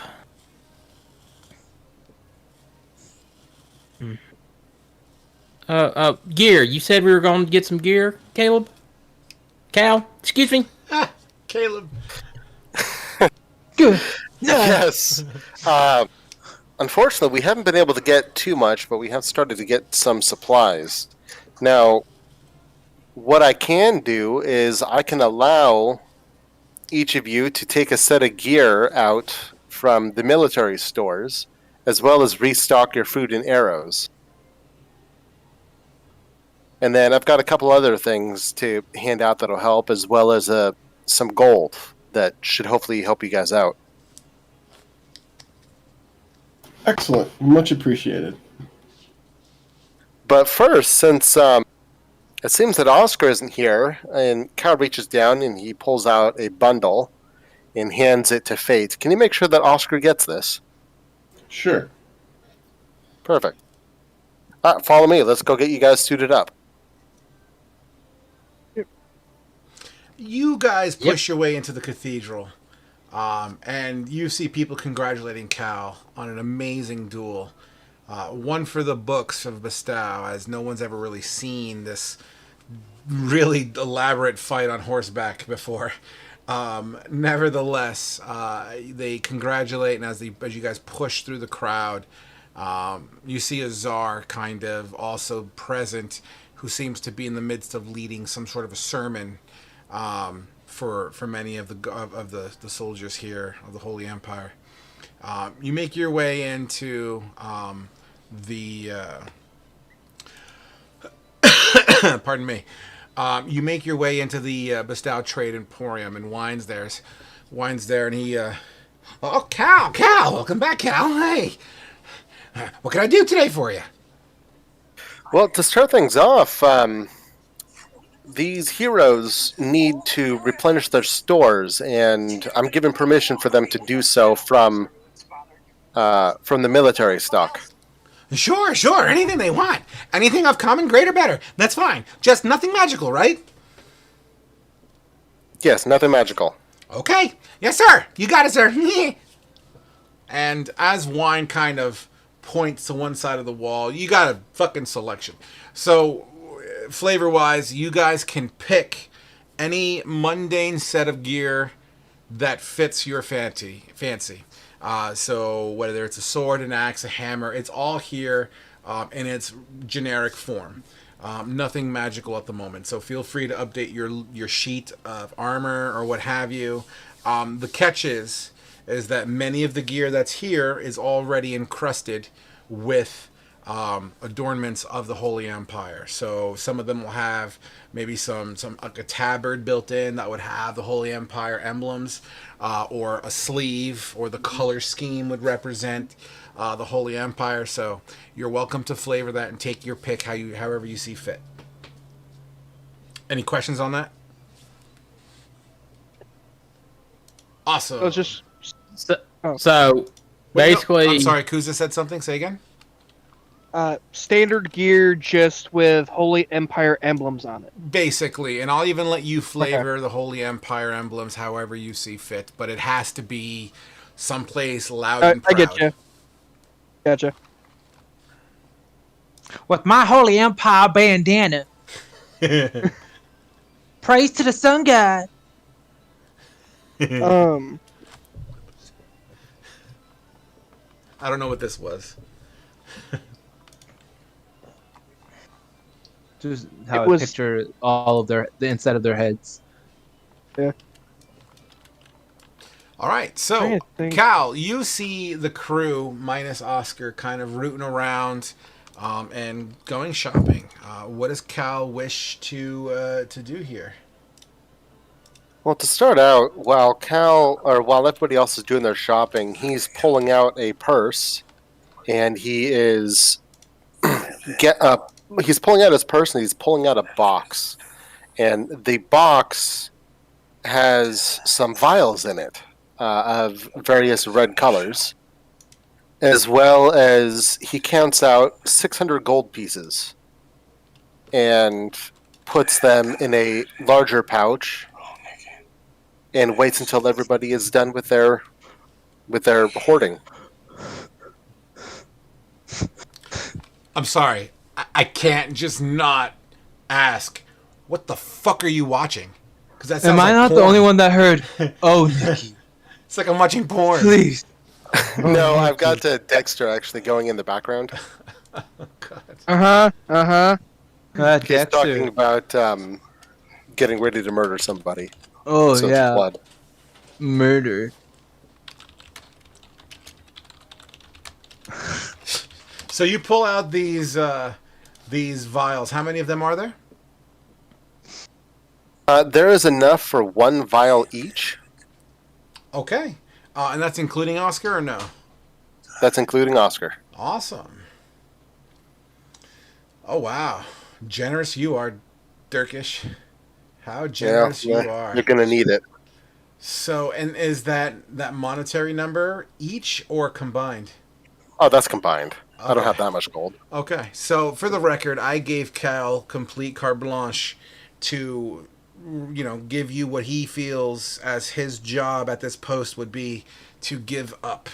And collaboratively speaking, you guys have 6, because there's no knowing if Santa is coming back or not. So 6 standard potions of healing. So you're welcome to put this into the loot chat. 6 standard potions of healing, as well as a combined 600 gold, plus a fresh loadout of gear for whatever needs to be replaced or not. How much gold? 600 600. combined. So you guys have a pool of 600 you could pull from. So the part. Oh, this is the wrong chat. Oops. The party chat I think has 1,600 gold now. Or the party. Party fund previously, as of Jan 1,000. 3rd, was 1,004 gems and a brass figurine. Yeah, so it's 1,600 gold, four gems, and the brass figurine, and then the 6 health pots. Okay, I'll add mine to accordingly. And then a reminder that any sort of metal anything that you guys end up getting, we'll buy back at a good price. It can always be melted down. What would you say? A silver per pound? Yeah, sure. Or depends on. Yeah, that's silver per pound would be good.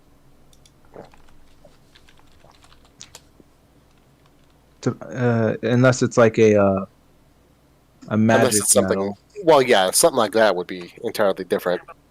But I'm talking, if you're talking like a bunch of goblin swords or spears or whatever that we can break down.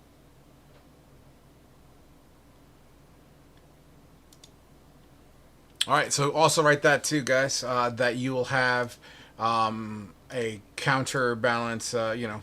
Basically a scrapyard concept. Silver per pound on items you bring back. And I will also Metal items. Yeah.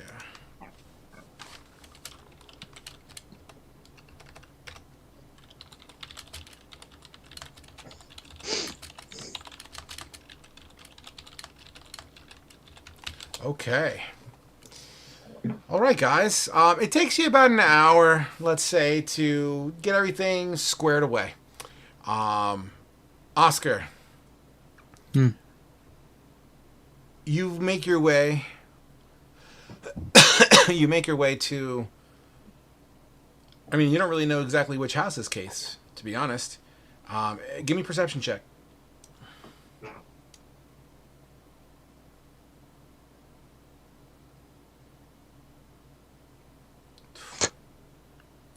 Unfortunately, you're having a difficult time searching. The town has increased in population since previous days, and the situation itself just there's too many houses unless you plan to go door to door. You look around, and unfortunately, you just didn't see Keith out and about. You stand there in the middle of one of the side streets, silent for a moment. What do you wish to do?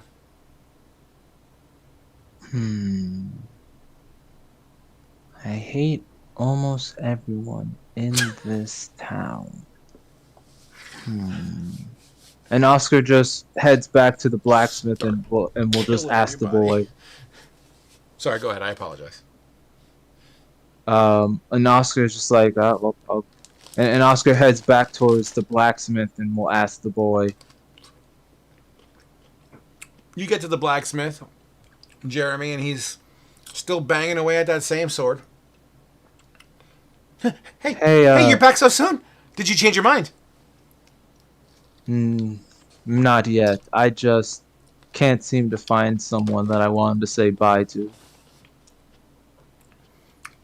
Okay. Do you know where Keith is? Keith, little girl, kind of a bowman.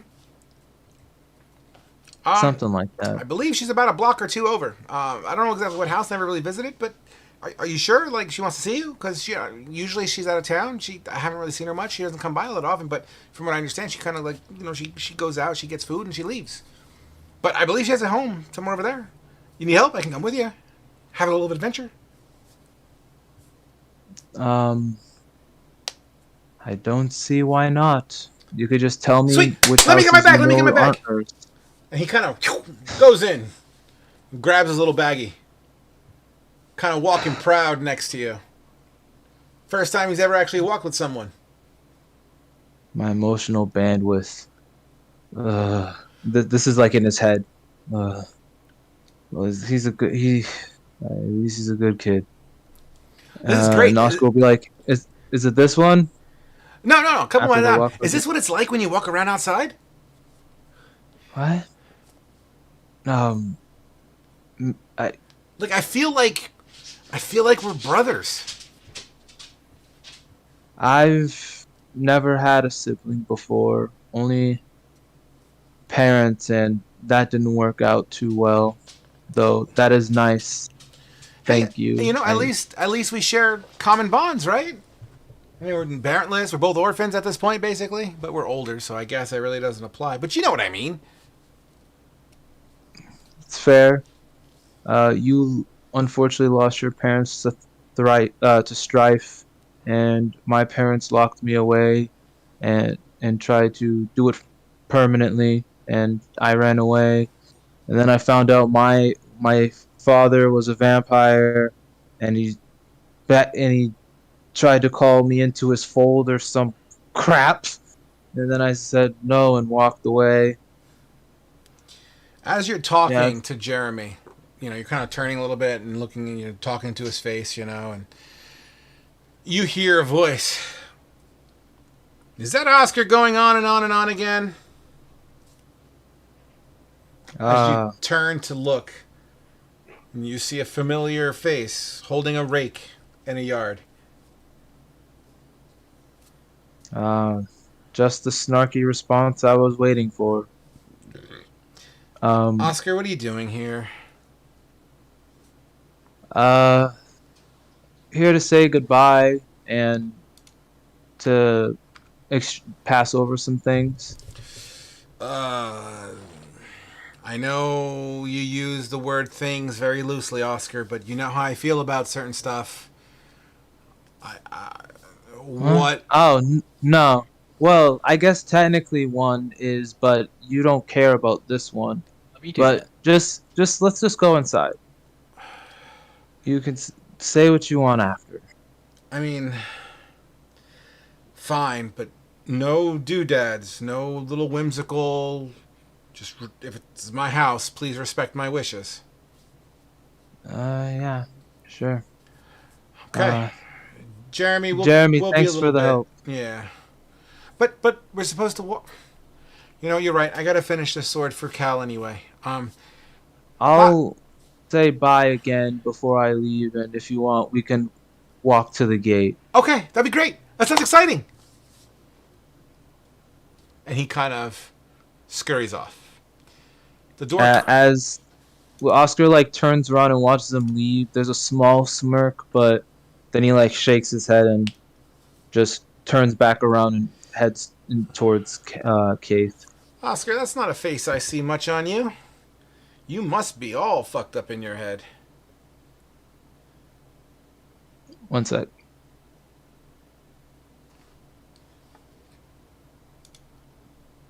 His face becomes more straight. Yeah. Look, Oscar, as she closed the door behind you, you're kind of like in that mudroom area, you know, that house greeting area. You know, Oscar, as she's kicking her boots off a little bit, keeping the mud on this side of the room. You know, Oscar, I know we've never really seen eye to eye, and that's fine and all. You know, we have that common understanding. You saved my life more than once, and vice versa, I'm sure. But you don't like me, and obviously we don't get along. We have difference in opinions and ideology. I don't hate you I or didn't say dislike hate. you. I didn't That's say the hate. whole reason why I came. And I You're get one that. of the few people here I don't hate. And I respect that. But we need to understand the position I'm in. I left because of you, Oscar. Just let me. I'll be out of your hair in a few. I just wanted to give you some things as well as tell you a couple of things because I don't know if I'm coming back to this town. Okay. So if this is the last chance I have to talk to you, I thought I should take it. So first off, Oscar turns over his bag, opens it, and takes out a glove, and it's the left-handed glove to the ones that Eldon had. What are you doing, I Oscar? What are you doing, Oscar? I can't take that. You know that. Well, I just thought you'd want the pair back since you have the other one, and it was Eldon's. I buried the other glove, Oscar. Well, okay, and he just puts it down. I guess you could bury that with him. I guess.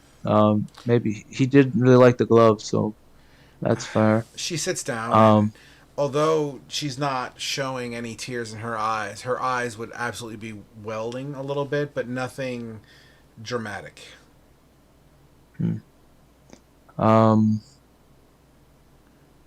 Before I need to tell you why I came here. Go ahead. You're of all these people that I've traveled with during this time.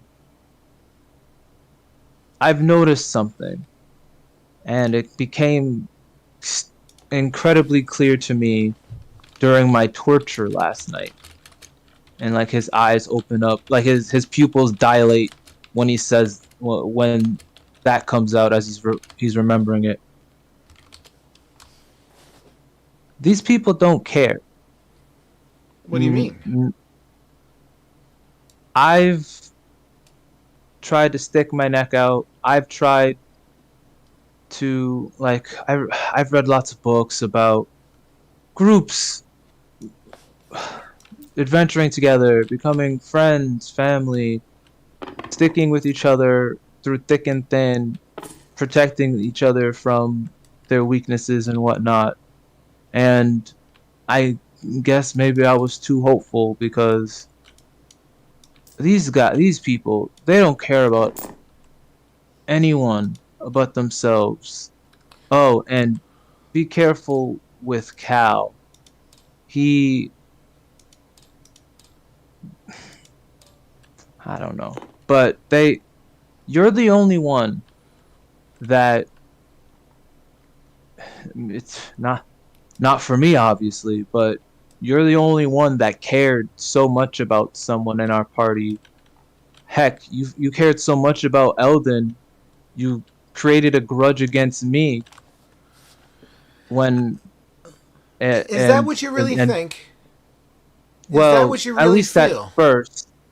at first, the my your disdain of magic definitely didn't help, but it all started with that day, that awful, awful day. But I just, as one person who's tried to care towards one person that does care, I just wanted to don't change. You left for your reasons, and those reasons are good for you, and don't regret it. I Oscar, this is awkward for me. This is weird. Because you're telling me your perspective, and I'm willing to grant you the ideology that perspective is reality. But unfortunately, your perspective is not truth. I mean, you start off by saying that no one in this town cares. They only care about each other. But let me ask you a oh question. no, not the town, I'm just just saying, the I'm party. using that as an example. But don't Oh, you seek the things that you need and require and desire more so than the others? Are you not of the same cloth? Are you not of the same vein? And if so, then how is Senra knowing that what Senra wants, regardless of how silly her decision making may be? Or even Cal and his blind desire to follow a presence, a military presence that he may not even see directly, or a leadership that he may not see directly. Who's to say what's right and wrong? It's about their morals. If their hearts are in the right place, then how can it possibly be wrong? oh, I don't think it's wrong.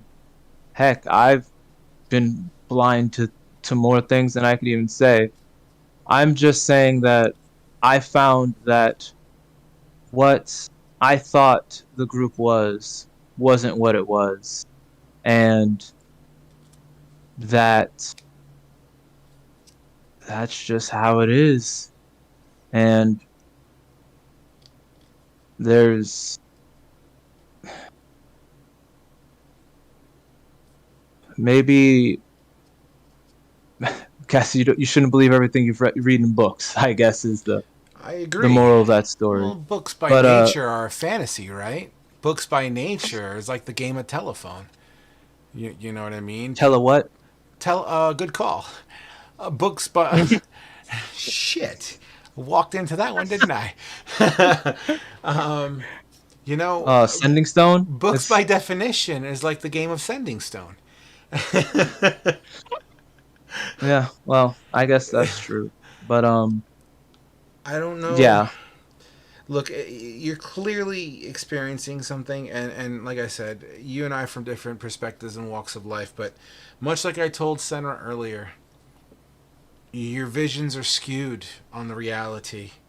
And it took me making a home here and recognizing what I have here to realize what's important and how much people do care. Whether it's a stranger on the streets or, or a person we travel with, the fact is that if I had to, I'd bleed for these people because this is my home. And I would expect them to be of the same vein. I feel as if we were, regardless of what your thoughts were about me and how I feel about you and your really awkward behaviors, that aside, I still feel that in the end of the day, you would do your best to make sure that I'd still be breathing. And reluctantly, I'd probably be the same way with you.